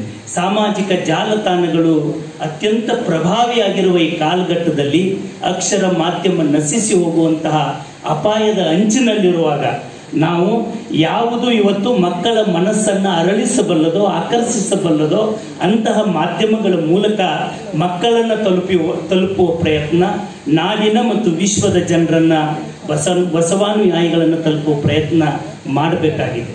ಆ ನಿಟ್ಟಿನಲ್ಲಿ ಕೂಡ ನಾನು ಸರ್ಕಾರದೊಂದಿಗೆ ಸಂವಹನವನ್ನು ಸಾಧಿಸಿ ಇಂಥ ಕಾರ್ಯಕ್ರಮಗಳು ಮುಂಬರುವ ದಿನಗಳಲ್ಲಿ ಅವುಗಳು ಶಾಲಾ ಕಾಲೇಜುಗಳಲ್ಲಿ ಆಚರಿಸಲ್ಪಡಲಿ ಅಂತಕ್ಕಂಥ ಸದಾಶಯವನ್ನು ವ್ಯಕ್ತ ಮಾಡಿ, ಹಳಕಟ್ಟಿಯವರ ಬಗ್ಗೆ ಮಾತನಾಡುವಷ್ಟು ದೊಡ್ಡವನು ನಾನಲ್ಲ. ಯಾಕೆಂದ್ರೆ ಹಿಂದೆ ಬಸವಣ್ಣನವರು ಕೂಡ ತಮ್ಮ ಇಡೀ ಜೀವನವನ್ನ ಸಮಾಜದಲ್ಲಿ ಸಮಾನತೆ ತರುವುದಕ್ಕಾಗಿಯೇ ಬದುಕನ್ನು ಅರ್ಪಿಸಿದವರು. ಅಂಥವರನ್ನ ಮಠಮಾನ್ಯಗಳೆಲ್ಲ, ಮಠಾಧೀಶರೆಲ್ಲ ಅದನ್ನು ಸುಮ್ಮನೆ ಒಂದು ಭಾಷಣದ ವಸ್ತುವನ್ನಾಗಿ ಬಸವಣ್ಣನವರನ್ನ ಬಳಸಿಕೊಳ್ಳೋದರ, ಬಸವಾದಿಶರನ್ನ ಬಳಸಿಕೊಳ್ಳೋದರ ಬದಲಾಗಿ ಪಗು ಹಳಕಟ್ಟಿಯವರು ಮಾಡಿದ ಕೆಲಸ ಈ ನಾಡಿನ ಮಠಾಧೀಶರೆಲ್ಲ ಮಾಡಬೇಕಾಗಿತ್ತು. ಆದರೆ ಅವತ್ತು ಹಳಕಟ್ಟಿ ಶರಣರು ವಕೀಲರಾಗಿ ಬಹಳ ಶ್ರೀಮಂತ ಜೀವನವನ್ನು ನಡೆಸಬಹುದಾಗಿತ್ತು. ಪಗು ಹಳಕಟ್ಟಿಯವರು ವಕೀಲನಾಗಿ, ನಾನೊಬ್ಬ ಶ್ರೀಮಂತನಾಗಿ ನನ್ನ ಹೆಂಡತಿ ಮಕ್ಕಳು ಅತ್ಯಂತ ವೈಭವೋಪೇತ ಜೀವನವನ್ನು ನಡೆಸುವುದು ಜೀವನ ಅಲ್ಲ, ನನ್ನೆಲ್ಲ ಸುಖ ಸಂತೋಷಗಳನ್ನ, ವೈಯಕ್ತಿಕ ಎಲ್ಲ ಇಗೋಗಳನ್ನು ಬದಿಗಿಟ್ಟು ನಾನು ಅನ್ನೋದನ್ನು ದೂರ ಇಟ್ಟು ಈ ನಮ್ಮೆಲ್ಲರಿಗಾಗಿ ತಾಡೋಲೆಗಳನ್ನು, ಶರಣರ ತಾಡೋಲೆಗಳನ್ನು ಹುಡುಕಿ ಅಲೆದಾಡಿ ಅವುಗಳನ್ನು ತಂದು ಸಂರಕ್ಷಣೆ ಮಾಡಿ ವಚನಗಳ ನಿಧಿಯನ್ನು ಉಳಿಸಿ ನಮಗೆಲ್ಲ ಕೊಟ್ರಲ್ಲ, ಅವರ ತ್ಯಾಗದ ಬಗ್ಗೆ ಶಬ್ದಗಳ ಮೂಲಕ ಹೇಳೋದಕ್ಕೆ ಸಾಧ್ಯನಾ? ಯಾವ ಶಬ್ದದ ಮೂಲಕ ಪಗು ಹಳಕಟ್ಟಿರವರ ವ್ಯಕ್ತಿತ್ವವನ್ನು ಬಣ್ಣಿಸೋದಕ್ಕೆ ಹೋದರೂ ಕರಿಯನ್ನ ಕನ್ನಡಿಯಲ್ಲಿ ಹಿಡಿದಿಡೋ ಪ್ರಯತ್ನ ಮಾಡಿದಾಗ ಆಗ್ತದೆ. ಅದಕ್ಕೆ ಅವರ ಒಡನಾಡಿಗಳಾಗಿದ್ದವರು ಬಾಲ್ಯದಲ್ಲಿ 14 ವರ್ಷದವರು ಇದ್ದಾಗ ನಮ್ಮ ಬಂತನಾಳ ಶಿವಯೋಗಿಗಳು, ಆಮೇಲೆ ಪಗು ಹಳಕಟ್ಟಿಯವರು, ಹರ್ಡೇಕರ್ ಮಂಜಪ್ಪನವರು ಜೊತೆಗೆ ಸಮಯ ಕಳೆದಂಥವರು ಪ್ರೊಫೆಸರ್ ಸಿದ್ದಣ್ಣ ಲಂಗೋಟಿ ಸರು. ಅಂಥ ಅನುಭಾವಿಗಳು ಈ ಅವರ ಇಡೀ ಜೀವನವನ್ನು ತಮ್ಮ ಮುಂದೆ ತೆರೆದಿಡ್ತಕ್ಕಂಥ ಪ್ರಯತ್ನ ಮಾಡ್ತಾರೆ. ಅವರ ವಿಚಾರಧಾರೆಗಳನ್ನು ನಾವೆಲ್ಲ ಜೀವನದಲ್ಲಿ ಅಳವಡಿಸಿಕೊಳ್ಳೋಣ. ನಾನು ಹೇಳ್ತಾ ಇದ್ದೆ ಆಗಲೇ ಸಿದ್ಲಿಂಗ್ ಪಟನ್ ಸೆಟ್ ಸರ್ ಕ್ಲಿಪ್ನಲ್ಲಿ ನೋಡುವಾಗ, ಅವರು ಗೌರವ ಡಾಕ್ಟರೇಟ್ ಸಿಕ್ಕಂಥ ಸಂದರ್ಭದಲ್ಲಿ ಊಟ ಮಾಡುವಾಗ ಕರ್ನಾಟಕ ವಿಶ್ವವಿದ್ಯಾಲಯದಲ್ಲಿ ಕೋಟ್ ತೆಗೀರಿ ಅಂತಂದ್ರೆ ಬೇಡ, ಕೋಟ್ ಹಾಕೊಂಡೇ ಊಟಕ್ಕೆ ಕೂತಿದ್ರು. ಅವಾಗ ಯಾಕ್ರಿ ಅಂತ ಒತ್ತಾಯ ಮಾಡಿ ಕೇಳಿದಾಗ ನನ್ನ ಒಳಗಿನ ಅಂಗಿ ಹರಿದದ್ರಿ, ಅದಕ್ಕೆ ಕೋಟ್ ತೆಗೆದಿಲ್ಲ ಅಂತ ಮುಜುಗರದಿಂದ ಹೇಳಿದ್ರಂತ. ತನ್ನ ಮನೆಯನ್ನ ಮಾರಿ ವಚನಗಳನ್ನು ಉಳಿಸಿದ ವಿಜಯಪುರ ಅಂದರೆ ಗೋಳಗುಮ್ಮಟ, ಪಗು ಹಳಕಟ್ಟಿಯವರು ಅಂದರೆ ವಚನ ಗುಮ್ಮಟ. ಅಂಥ ಜ್ಞಾನದ ಗುಮ್ಮಟದ ಬಗ್ಗೆ ಒಬ್ಬ ಕಿರಿಯ ಯುವಕನಾಗಿ ನಾನೇನು ಹೇಳಬಲ್ಲೆ? ಒಂದು ಮಾಡಬಲ್ಲೆ ನಾನು, ಏನಂದರೆ ನನ್ನಂಥ ಯುವಕರು, ಈ ನಾಡಿನ ಮಕ್ಕಳು, ಈ ನಾಡಿನಲ್ಲಿ ಒಳಿತನ್ನ ಬಯಸುವ, ಶರಣ ಸಾಹಿತ್ಯ ಉಳಿಯಬೇಕೆಂದು ಅಪೇಕ್ಷಿಸುವ ಮನಸ್ಸುಗಳು ನಾವೇನು ಅವರಿಗೆ ಕೊಡಬಲ್ಲೆವು? ಅವರ ತ್ಯಾಗ ಜೀವನಕ್ಕೆ ನಾವು ಕೊಡಬಹುದಾದ ಉಡುಗೊರೆ ಏನು ಅಂದರೆ, ಅವರಂತೆ ಅತ್ಯಂತ ಪ್ರಾಮಾಣಿಕವಾದ ಬದುಕು ನಡೆಸಲಿಕ್ಕಾಗದಿದ್ದರೂ ಪ್ರಾಮಾಣಿಕತೆ ಅನ್ನುವ ಪದಕ್ಕೆ ಸಮೀಪವಾಗಿ ಮುಖವಾಡಗಳನ್ನು ಕಳಚಿಕೊಂಡು, ಬಹಳ ಜನ ಮುಖವಾಡಗಳನ್ನು, ಹಳಕಟ್ಟಿ ಶರಣರ ದಿನ ಬಹಳ ದೊಡ್ಡ ದೊಡ್ಡ ಭಾಷಣಗಳು ಎಲ್ಲ ಜಿಲ್ಲಾಡಳಿತದಲ್ಲಿ ಮಾಡ್ತೇವೆ. ಆದರೆ ಮುಖಕ್ಕೂ ಮುಖವಾಡಕ್ಕೂ ವ್ಯತ್ಯಾಸ ಇಲ್ಲದೆ ಅಂತರ ಕಡಿಮೆಯಾಗಿ ಪ್ರಾಮಾಣಿಕ ಜೀವನ ನಡೆಸುವವರ ಸಂಖ್ಯೆ ಹೆಚ್ಚಾಗಿ ನಾವು ಎಷ್ಟು ಸಾಧ್ಯವೋ ಅಷ್ಟು, ನಾನಂತೂ ಅವರ ಜನ್ಮದಿನದಂದು ಇವತ್ತು ಅವರ ಫೋಟೋದ ಮುಂದೆ ಅಂತಂದರೆ ಅವರು ಭೌತಿಕವಾಗಿ ನಮ್ಮೊಂದಿಗೆ ಇಲ್ದಿರಬಹುದು, ಆದರೆ ಸದಾ ಅವರು ನಮ್ಮೊಂದಿಗಿದ್ದಾರೆ. ಅವರ ಮುಂದೆ ಒಂದು ಪ್ರಮಾಣ ಮಾಡ್ತೇನೆ, ನಮ್ಮಂಥ ಯುವಕರು ಇಂಥ ವೇದಿಕೆಗಳಿಗೆ ಬರಬೇಕು. ನಾನು ಒಂದು ಭಾಳ ಸರಿಯಾದ ಸಮಯಕ್ಕೆ ಬಂದು ಬೆಕ್ಕೇರಿಯವ್ರಿಗೆ ಫೋನ್ ಮಾಡಿದೆ. ಯಾಕಂದರೆ ಅನ್ನೋರು ಆಜೂರ್ ಸರ್ ಕಾಯಬಾರ್ದು ಹಿರಿಯರು ಅಂತ. ಇಲ್ಲ ಸರ್ 11:30 ಆಗ್ತದೆ ಅಂತಂದರು. ನಾನು ಬಂದು ಸರಿಯಾದ ಸಮಯಕ್ಕೆ ಯಾಕೆ ಬಂದೆ ಅಂದರೆ, ನಾನು ಎಲ್ಲ ನಮ್ಮ ಸಾರ್ವಜನಿಕ ಬದುಕಿನಲ್ಲಿರೋ ನನ್ನ ಅಣ್ಣಂದಿರಿಗೆ ಕೂಡ ಅರಿಕೆ ಮಾಡ್ತೇನೆ, ಇಂಥ ಕಾರ್ಯಕ್ರಮಕ್ಕೆ ಬರ್ರಿ. ನಮ್ಮ ನಮ್ಮ ರಾಜೂರ್ ಸರು, ಲಂಗೋಟಿ ಸರ್ ಅವ್ರು ಬರೆದು ಪುಸ್ತಕ ಕೊಟ್ಟದನ್ನ ಮನೆಯೊಳಗೆ ಓದಾಕ ಟೈಮ್ ಸಿಗದಿದ್ರು ನಿಮ್ಮ ವಾಹನದಲ್ಲಿ ಹೋಗಾಗಾದ್ರೂ ಓದಿ ವಚನ ಸಾಹಿತ್ಯದ ಗೌರವ ಹೆಚ್ಚು ಮಾಡಿ ಜೀವನದಲ್ಲಿ ಅಳವಡಿಸಿಕೊಳ್ಳೋಣ. ಆ ಮೂಲಕ ಬರೀ ಹಳಕಟ್ಟಿ ಶರಣರು ಎಲ್ಲದರ ಅಂತಂದರೆ ನಮ್ಮ ಆಚರಣೆಯಲ್ಲದ. ನಾವು ನಿಜವಾಗಿ ಬಸವಾದಿ ಶರಣರ ವಿಚಾರಧಾರೆಗಳನ್ನು ಭಾಷಣದ ವಸ್ತುವನ್ನಾಗಿಸಿಕೊಳ್ಳದೆ ನಮ್ಮ ಬದುಕಿನ ಏರಿಳಿತ, ಉಸಿರಿನ ಏರಿಳಿತದಲ್ಲಿ ಅಳವಡಿಸಿಕೊಂಡಾಗ ನಮ್ಮ ಹಳಕಟ್ಟಿ ಶರಣರ ಜನ್ಮದಿನಕ್ಕೆ ಒಂದು ಅರ್ಥ ಬರ್ತದೆ. ಅಂಥ ಬದುಕನ್ನು ನಡೆಸೋದರ ಮೂಲಕ ನಾವು ಅವರಿಗೆ ನಿಜವಾದ ಗೌರವವನ್ನು ಸಲ್ಲಿಸೋಣ ಅಂತಕ್ಕಂಥ ಮಾತನ್ನು ಹೇಳಿ ಬಸವಣ್ಣನವರು ಒಂದು ಮಾತು ಹೇಳ್ತಾರೆ. ಮಾಡಿದೆ ನೆನ್ನದಿರ ಲಿಂಗಕ್ಕೆ, ಮಾಡಿದೆ ನೆನ್ನದಿರ ಚಂಡಮಕ್ಕೆ, ಮಾಡಿದೆ ನೆಂಬುದು ಮನದಲ್ಲಿ ಹೊಳೆದರೆ ಏಡಿಸಿ ಕಾಡಿತ್ತು ಶಿವನ ಡಂಗುರ, ಮಾಡಿದೆ ನೆಂಬುದು ಮನದಲ್ಲಿಲ್ಲದಿದ್ದರೆ ಬೇಡಿದ್ದ ನೀವ ನಮ್ಮ ಕೂಡಲ ಸಂಗಮ ದೇವ. ಇದು ಬಹಳ ಹಳಕಟ್ಟಿ ಶರಣರಿಗೆ ಅನ್ವಯಿಸಿ ಅವಾಗಲೇ ಇಂಥ ಒಬ್ಬ ಶರಣ ಬಂದು ವಚನ ಉಳಿಸ್ತಾರೆ ಅಂತ ಬಸವಣ್ಣನವರು ಬರೆದಿದ್ರೇನು. ಇಡೀ ಬದುಕನ್ನೇ ಬಸವಾರ್ಪಿತ ಮಾಡಿಕೊಂಡವರು ಹಳಕಟ್ಟಿ ಶರಣರು. ಅವರ ಚಿಂತನೆಗಳನ್ನು ನಮ್ಮ ನಾಯಕರು BLD ಸಂಸ್ಥೆಯ ಸಂಸ್ಥಾಪಕರಾಗಿದ್ದ ಹಳಕಟ್ಟಿಯವರ ಈ ಒಂದು ವಚನಗಳನ್ನು ಉಳಿಸಿ ಬೆಳೆಸುವ, ಅವುಗಳನ್ನು ಮರುಮುದ್ರಣ ಮಾಡಿಸುವ, ಆ ಸಂಪುಟಗಳನ್ನು ಹೊರತರುವುದರ ಮೂಲಕ ಡಾಕ್ಟರ್ ಪಗು ಹಳಕಟ್ಟಿಯವರ ಸಂಶೋಧನಾ ಕೇಂದ್ರವನ್ನು ನಮ್ಮ ವಿಜಯಪುರದ BLD ಸಂಸ್ಥೆಯ ಆವರಣದಲ್ಲಿ ಸ್ಥಾಪಿಸೋದರ ಮೂಲಕ ನಿರಂತರವಾಗಿ ಅವರ ನೆನಹನ್ನು ಉಳಿಸುವ, ಆ ವಿಚಾರಧಾರೆಗಳನ್ನು ಬೆಳೆಸುವ, ಶರಣ ಸಾಹಿತ್ಯವನ್ನು ಪೋಷಿಸುವ ಪ್ರಯತ್ನವನ್ನು ಡಾಕ್ಟರ್ MB ಪಾಟೀಲರು ಈ ನಾಡಿನಲ್ಲಿ ಮಾಡಿದ್ದಾರೆ. ಅವರಿಗೆ ಕೂಡ ನಿಮ್ಮೆಲ್ಲರ ಪರವಾಗಿ ನಾನು ವಿಶೇಷವಾದಂಥ ಅಭಿನಂದನೆಗಳನ್ನು ಈ ಸಂದರ್ಭದಲ್ಲಿ ಸಲ್ಲಿಸಿ, ಎಲ್ಲರೂ ಕೂಡ ಈ ನಾಡಿನಲ್ಲಿ ಯಾರ್ಯಾರು ಹಳಕಟ್ಟಿಯವರ ಚಿಂತನೆಗಳನ್ನು, ವಚನಗಳನ್ನು, ಬಸವಾದಿ ಶರಣರ ವಿಚಾರಧಾರೆಗಳನ್ನು ಉಳಿಸೋದಕ್ಕೆ ಪ್ರಯತ್ನ ಮಾಡ್ತಾರೋ ಅವರೆಲ್ಲರ ಸಂತತಿ ಅದು ಇಮ್ಮಡಿಯಾಗಲಿ ನೂರ್ಮಡಿಯಾಗಲಿ ಅವರಿಗೆ ಬಸವಾದಿ ಶರಣರು ಸುಖ ಸಂತೋಷ ಸಮೃದ್ಧಿ ನೀಡಲಿ ಅಂತ ಆಶಿಸಿ, ಮತ್ತೊಮ್ಮೆ ಪಗು ಹಳಕಟ್ಟಿಯವರ ಈ ಜನ್ಮದಿನದಂದು ಉಪಸ್ಥಿತರಿರುವ ತಮ್ಮೆಲ್ಲರಿಗೂ ತುಂಬು ಹೃದಯದ ಕೃತಜ್ಞತೆಗಳನ್ನು ಸಲ್ಲಿಸಿ ನನ್ನ ಮಾತುಗಳನ್ನು ಮುಗಿಸ್ತೇನೆ. ಧನ್ಯವಾದ. ಇದೀಗ ನಮ್ಮ ಹುಬ್ಬಳ್ಳಿ ಧಾರವಾಡ ಮಹಾನಗರ ಪಾಲಿಕೆಯ ಮಾನ್ಯ ಮಹಾಪೌರರಾದ ಶ್ರೀಮತಿ ಜ್ಯೋತಿ ವಿನಯ್ ಪಾಟೀಲ್ ಅವರ ಮಾತುಗಳನ್ನು ಕೇಳೋ ಸಮಯ. ಆಸೀನರಾದ ನಮ್ಮೆಲ್ಲ ಸಾಹಿತ್ಯ ವಚನದ ಅನರ್ಘ್ಯ ರತ್ನಗಳಂತ ನಾನು ಹೇಳ್ಬೋದು. ಯಾಕಂದರೆ ಲಂಗೋಟಿ ಸರ್ ಆಗಿರ್ಬೋದು, ನಮ್ಮ ರಾಜು ಸರ್ ಆಗಿರ್ಬೋದು, ಹಾಗೆ ನಮ್ಮ ಉಳಿದ ಈಗ ತಾನೇ ಮಾತಾಡಿದ ನಮ್ಮ ಅಧ್ಯಕ್ಷರು ಬಾಲ ವಿಕಾಸ ಅಕಾಡೆಮಿ ಬಹಳ ಸಮಯೋಚಿತವಾಗಿ ಬಹಳ ಸುಂದರವಾಗಿ ಪಗೋಳುಗುಟ್ಟಿಗೆ ಅವರ ಬಗ್ಗೆ ಮಾತನಾಡಿದ ಬಬಲೇಶ್ವರ್ ಸರ್ ಅವರೇ, ಹಾಗೂ ಲಿಂಗಾಯತ ನೇಕಾರ ಸಮಾಜದ ಅಧ್ಯಕ್ಷರಾದ MC ಹೆಗ್ಡಿ ಸರ್ ಅವರೇ, ಹಾಗೂ ನಮ್ಮ ಅಧ್ಯಕ್ಷರು ಶಿಕ್ಷಣ ಸಮಿತಿ ಲಿಂಗಾಯತ ನೇಕಾರ ಸಮಿತಿ ಈಶ್ವರ್ ಕಡ್ಲಿಮಟ್ಟಿ ಅವರೇ, ಮತ್ತು ನಮ್ಮ ದೇವಸ್ಥಾನ ಸಮಿತಿ ಲಿಂಗಾಯತ ನೇಕಾರ ಸಮಾಜದವರಾದ ಬಸವರಾಜ್ ಕೊಂಗಿ ಸರ್ ಅವರೇ, ಸದಾನಂದ ಶಾಂತಪ್ಪ ಹಳಕಟ್ಟಿ ಸರ್ ಅವರೇ, ಹಾಗೂ ಉಪನ್ಯಾಸವನ್ನು ನೀಡಂಥ ಶರಣ ಸಾಹಿತಿಗಳು ರಾಮದುರ್ಗ ಬೆಳಗಾವಿ ಜಿಲ್ಲೆಯವರಾದ ಪ್ರೊಫೆಸರ್ ಸಿದ್ದಣ್ಣ ಲಂಗೋಟಿ ಸರ್ ಅವರೇ, ಹಾಗೂ ಕುಮಾರ್ ಬೆಕ್ಕೇರಿ ಸರ್ ಅವರೇ, ಹಾಗೂ ಇಲ್ಲಿ ನೆರೆದಂಥ ಎಲ್ಲ ನನ್ನ ತಂದೆ ತಾಯಿ ಸಮಾನರಾದ ಎಲ್ಲ ನನ್ನ ಹಿರಿಯರೇ. ಸಾಹಿತ್ಯ ವಚನದ ಬಗ್ಗೆ ಮಾತಾಡ್ಲಿಕ್ಕೆ ನಾವಂತೂ ಭಾಳ ದೂರ ಅಂದ್ರೆ ಭಾಳ ದೂರದವರು. ಯಾಕಂದ್ರೆ ನಾವು ಮೊದಲನೇದಾಗಿ ನಾವು ಮ್ಯಾನೇಜ್ಮೆಂಟ್ ಸ್ಟೂಡೆಂಟ್ ಅವರು, ಮತ್ತು ವಚನ ಸಾಹಿತ್ಯದ ಬಗ್ಗೆ ನಾವು ಸಾಹಿತ್ಯದಿಂದ ಭಾಳ ದೂರ. ಯಾಕಂದರೆ ಈಗಿನವರಾಗಿ ಸಾಹಿತ್ಯಕ್ಕೆ ಭಾಳ ದೂರಿದ ಅಂತ ಹೇಳಿದ್ದಾರೆ. ಆದರೆ ಈ ಎಲ್ಲ ನಮ್ಮ ಧಾರವಾಡ ಒಂದು ಎಲ್ಲೇ ಧಾರವಾಡದವ್ರಿಗೆ ಎಲ್ಲರ ಒಂದು ಕಲ್ಲೋಗಿರಿ ಸಾಹಿತ್ಯದ ಮನೆ ಮೇಲೆ ಬೀಳ್ತದೆ ಅಂತ ಹೇಳ್ತಾರೆ. ಅಂಥ ಒಂದು ಧಾರವಾಡದಲ್ಲಿ ಇದ್ದು ನಾವು ಸಾಹಿತ್ಯದ ಬಗ್ಗೆ ಒಲವನ್ನು ತೋರಿಸ್ಬೇಕು. ಈಗಿನ ಜನ ಸಾಹಿತ್ಯದ ಬಗ್ಗೆ ಬಹಳ ಒಂದು ಒಲವನ್ನು ತೋರಿಸ್ತಾ ಇಲ್ಲ. ಯಾಕಂದ್ರೆ ಎಲ್ಲ ಸರ್ ಹೇಳಿದಾಗೆ ಬಹಳಷ್ಟು ಜನ ನಮ್ಮ ಮೊಬೈಲು ಅಥವಾ ಒಂದು ಸಾಮಾಜಿಕ ಜಾಲತಾಣದಲ್ಲೇ ಬ್ಯುಸಿ ಆಗಿರ್ತಾರೆ.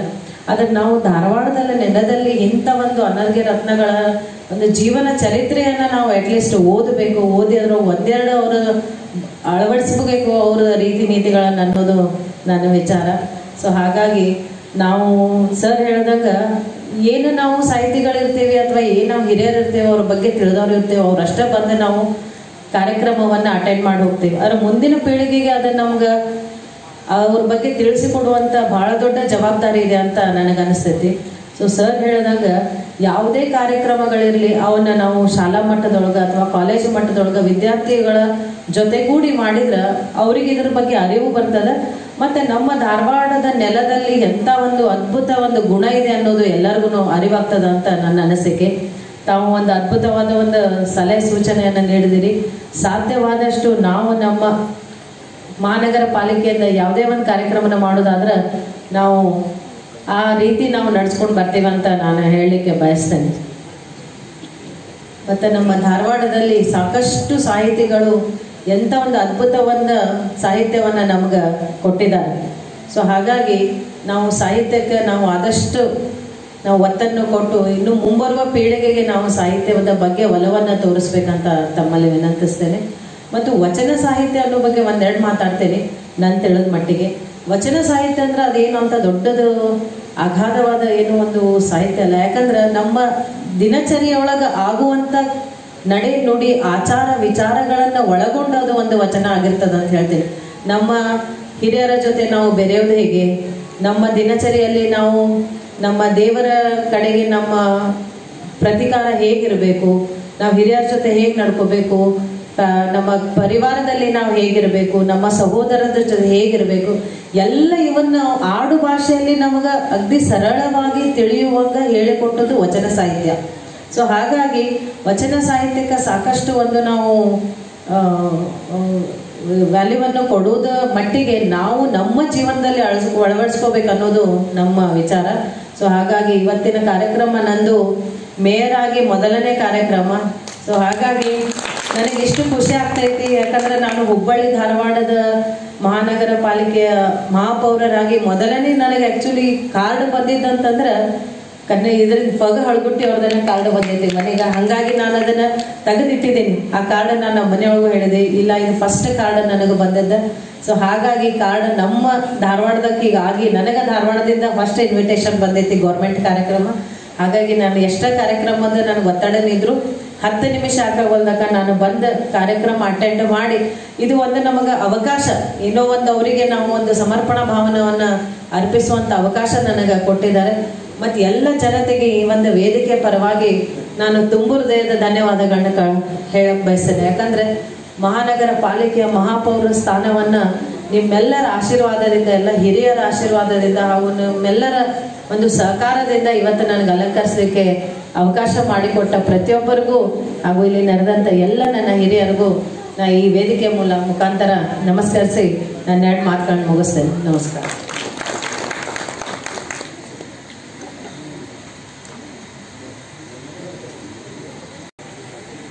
ಇದೀಗ ತಾನೇ ಕಾಲೇಜು ವಿದ್ಯಾರ್ಥಿಗಳಿಗೆ ಇಂತಹ ಕಾರ್ಯಕ್ರಮಗಳು ಆಗಬೇಕು ಅನ್ನೋ ಆಶಯವನ್ನು ವ್ಯಕ್ತಪಡಿಸ್ತಾ ಇದ್ರು ನಮ್ಮೆಲ್ಲ ವೇದಿಕೆ ಮೇಲೆ ಇದ್ದಂತಹ ಗಣ್ಯರು.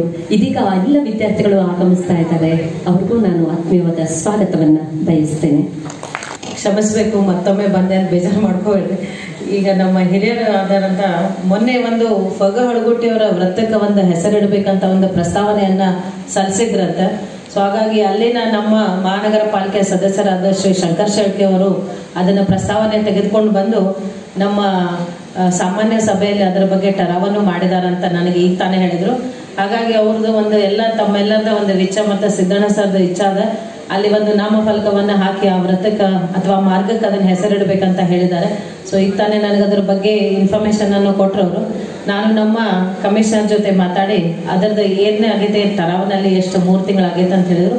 ಅದನ್ನ ನೋಡ್ಕೊಂಡು ಒಂದು ಸೂಕ್ತ ಸಮಯವನ್ನು ನೋಡ್ಕೊಂಡು ಅವತ್ತು ಅದನ್ನ ಎಲ್ಲರಿಂದ ಉದ್ಘಾಟನೆ ಮಾಡುವಂತ ಕೆಲಸವನ್ನ ಪ್ರಾಮಾಣಿಕವಾಗಿ ಮಾಡ್ತೇನೆ ಅಂತ ಹೇಳಿ ತಮ್ಮೆಲ್ಲರ ಮುನ್ನ ಹೇಳ್ತೀನಿ. ನಮಸ್ಕಾರ.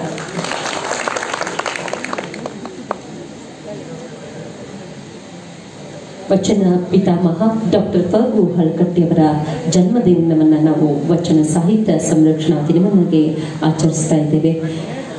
ಇಂತಹ ಹಿರಿಯ ವಚನ ಪಿತಾಮಹ ಡಾಕ್ಟರ್ ಫಗು ಹಳಕಟ್ಟಿಯವರ ಕುರಿತಾಗಿ ನಮ್ಮ ಬೆಳಗಾವಿ ಜಿಲ್ಲೆ ರಾಮದುರ್ಗದ ಶರಣ ಸಾಹಿತಿಗಳು ಪ್ರೊಫೆಸರ್ ಸಿದ್ದಣ್ಣ ನಂಕೋಟೆರು ಉಪನ್ಯಾಸವನ್ನು ನೀಡಲಿದ್ದಾರೆ.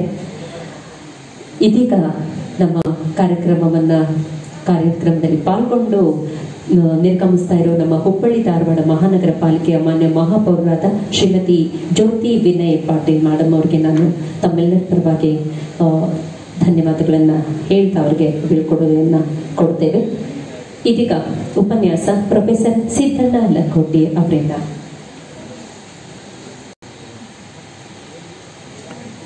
ಓಂ ಶ್ರೀ ಗುರು ಬಸವಲಿಂಗಾಯ ನಮಃ. ಲೋಕದಂತೆ ಬಾರರು, ಲೋಕದಂತೆ ಬಾರರು, ಲೋಕದಂತೆ ಇರರು, ಲೋಕದಂತೆ ಹೋಗರು ನೋಡಯ್ಯ. ಪುಣ್ಯದಂತೆ ಬಪ್ಪರು, ಜ್ಞಾನದಂತೆ ಇಪ್ಪರು, ಮುಕ್ತಿಯಂತೆ ಹೋಗುವರು ನೋಡಯ್ಯ. ಉರಿಲಿಂಗ ದೇವ ನಿಮ್ಮ ಶರಣರು ಉಪಮಾತೀತರಾಗಿ ಅನುಪಮ ಚಾರಿತ್ರ್ಯ. ಲೋಕಪೂಜ್ಯ ಜಗಜ್ಯೋತಿ ಅಪ್ಪ ಬಸವಣ್ಣನವರನ್ನು ಸ್ಮರಿಸಿಕೊಂಡು ಬಸವ ಗುರುವಿನ ಬೆಳಗಿನಲ್ಲಿ ಬೆಳಗಿದ 770 ಅಮರಗಣಗಳಿಗೂ ಲಿಂಗ ಲಕ್ಷದ ಮೇಲಣ 96 ಸಾಹಸಿಗ ಚರಜಂಗಮ ಚೇತನಗಳಿಗೆ ಶರಣೆಂದು 12ನೇ ಶತಮಾನದ ಬಸವಾದಿ ಶರಣರ ವಚನಗಳನ್ನು 20ನೇ ಶತಮಾನದಲ್ಲಿ ನಮ್ಮೆಲ್ಲರ ಕರಸ್ಥಲಕ್ಕೆ, ಮನಸ್ಥಲಕ್ಕೆ, ಭಾವಸ್ಥಲಕ್ಕೆ ತಂದುಕೊಟ್ಟ ವಚನ ಸಂಶೋಧನ ಪಿತಾಮಹ ಶರಣ ಫಗು ಹಳಕಟ್ಟಿಯವರನ್ನು, ಹಳಕಟ್ಟಿ ಶರಣರು ಸಂಪಾದಿಸಿದ ವಚನಗಳನ್ನು ಪ್ರವಚನದ ಮೂಲಕ ಕರ್ನಾಟಕ, ಮಹಾರಾಷ್ಟ್ರ, ಆಂಧ್ರದಾದ್ಯಂತ ಬಿತ್ತರಿಸಿದ ನಿರಂಜನ ಶರಣ ಹರ್ಡೇಕರ್ ಮಂಜಪ್ಪನವರನ್ನ ಅನುಭವ ಮಂಟಪದ ಐತಿಹಾಸಿಕತೆ, ದ ಹಿಸ್ಟಾರಿಸಿಟಿ ಆಫ್ ಅನುಭವ ಮಂಟಪ ಎಂಬ ಕೃತಿಯನ್ನು ಕನ್ನಡ ಮತ್ತು ಆಂಗ್ಲ ಭಾಷೆಗಳಲ್ಲಿ ಬರೆಯುವ ಮೂಲಕ ಇಡೀ ಪ್ರಪಂಚಕ್ಕೆ 12ನೇ ಶತಮಾನದ ಬಸವಣ್ಣನವರ ಅನುಭವ ಮಂಟಪ ಪ್ರಪಂಚದ ಮೊಟ್ಟ ಮೊದಲನೆಯ ಪ್ರಜಾಪ್ರಭುತ್ವ ಮಾದರಿಯ ಪಾರ್ಲಿಮೆಂಟ್ ಎನ್ನುವ ಸಂದೇಶವನ್ನು ತಲುಪಿಸಿದ ಪೂಜ್ಯ ಶರಣ ಉತ್ತಂಗಿ ಚೆನ್ನಪ್ಪನವರನ್ನು ಸ್ಮರಿಸಿಕೊಂಡು ಇಂದು ಕರ್ನಾಟಕ ಸರ್ಕಾರದ ನಮ್ಮ ಧಾರವಾಡ ಜಿಲ್ಲೆಯ ಜಿಲ್ಲಾಡಳಿತ ಹಾಗೂ ಕನ್ನಡ ಮತ್ತು ಸಂಸ್ಕೃತಿ ಇಲಾಖೆಯವರು ಶರಣ ಡಾಕ್ಟರ್ ಫಗು ಹಳಕಟ್ಟಿಯವರ ಜನ್ಮದಿನವನ್ನು ವಚನ ಸಾಹಿತ್ಯ ಸಂರಕ್ಷಣಾ ದಿನಾಚರಣೆಯಾಗಿ ಇಂದು ಆಚರಿಸ್ತಾ ಇರುವ ಫಗು ಹಳಕಟ್ಟಿ ಶರಣರ ಬಾಲ್ಯ ಸ್ನೇಹಿತರು, ಅವರೊಂದಿಗೆ ಪದವಿ ಶಿಕ್ಷಣವನ್ನು ಪಡೆದ ಆಲೂರು ವೆಂಕಟರಾಯರ ಸಭಾಭವನದಲ್ಲಿ ಹಳಕಟ್ಟಿಯವರ ಜನ್ಮದಿನ ಆಚರಿಸುವ ಈ ಕಾರ್ಯಕ್ರಮದಲ್ಲಿ ವೇದಿಕೆಯ ಮೇಲಿರುವ ಎಲ್ಲ ಹಿರಿಯರಲ್ಲಿ, ಈ ಕಾರ್ಯಕ್ರಮದಲ್ಲಿ ಪಾಲ್ಗೊಂಡಿರುವ ಹಿರಿಯರಾದರೇನು ಕಿರಿಯರಾದರೇನು ಅರಿವಿಂಗೆ ಹಿರಿದು ಕಿರಿದುಂಟೆ ಎಂಬ ಚನ್ನಬಸವಣ್ಣನವರ ವಚನದಂತೆ ಅರಿವಿನ ಶರಣಜೀವಿಗಳಾಗಿ ಉಪಸ್ಥಿತರಿರುವ ಸಮಸ್ತ ಶರಣ ಸಂಕುಲಕ್ಕೆ ಭಕ್ತಿಯ ಶರಣು ಶರಣಾರ್ಥಿಗಳು. ಸುಮಾರು 48 ವರ್ಷಗಳ ಹಿಂದೆ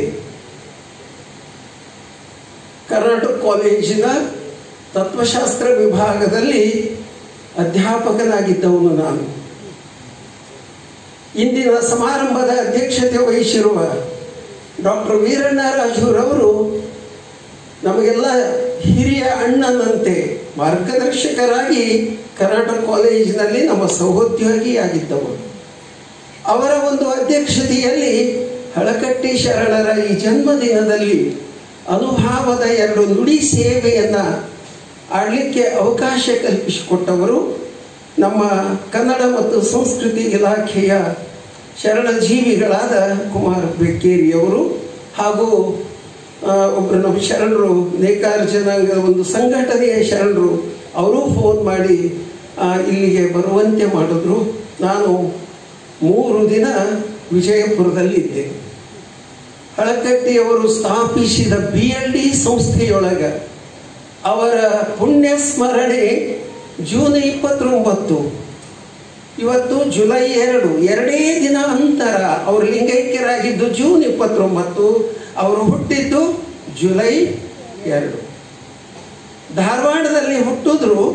ವಿಜಯಪುರವನ್ನು ಕಾಯಕ ಭೂಮಿಯಾಗಿ, ಕಾಯಕ ಕ್ಷೇತ್ರವಾಗಿ ಆರಿಸಿಕೊಂಡು ಇಡೀ ಬಾಳನ್ನೆಲ್ಲ ವಿಜಯಪುರದಲ್ಲಿಯೇ ತಮ್ಮ ಸಾಹಿತ್ಯ, ವಚನ ಸಾಹಿತ್ಯ, ಅದರ ಜೊತೆಗೆ ವಕೀಲಿ ವೃತ್ತಿಯ ಜೊತೆಗೆ ಅದ್ಭುತವಾಗಿ ಕಾರ್ಯವನ್ನು ಮಾಡಿದ ಆ ಪುಣ್ಯ ಜೀವಿಗಳ ಕಾಯಕ ಭೂಮಿಯಲ್ಲಿ 3 ದಿನ ಇದ್ದು ಇವತ್ತು ಅವರ ಜನ್ಮಭೂಮಿಗೆ ನಾನು ಬಂದು ಇಲ್ಲಿ ಪಾಲ್ಗೊಂಡಿದ್ದೇನೆ.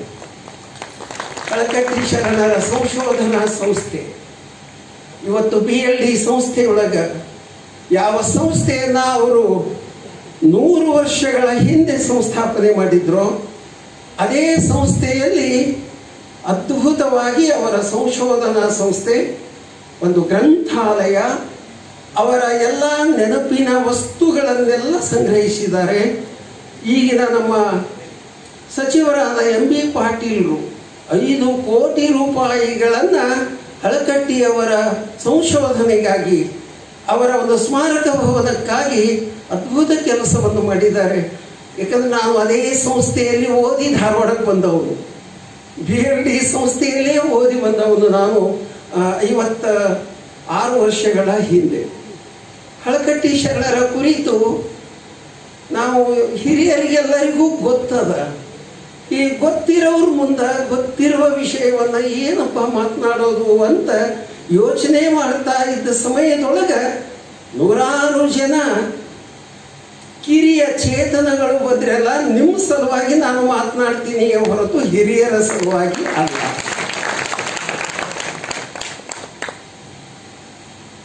ಒಂದು ಪ್ರಸಂಗದೊಂದಿಗೆ ಶುರು ಮಾಡ್ತೇನೆ.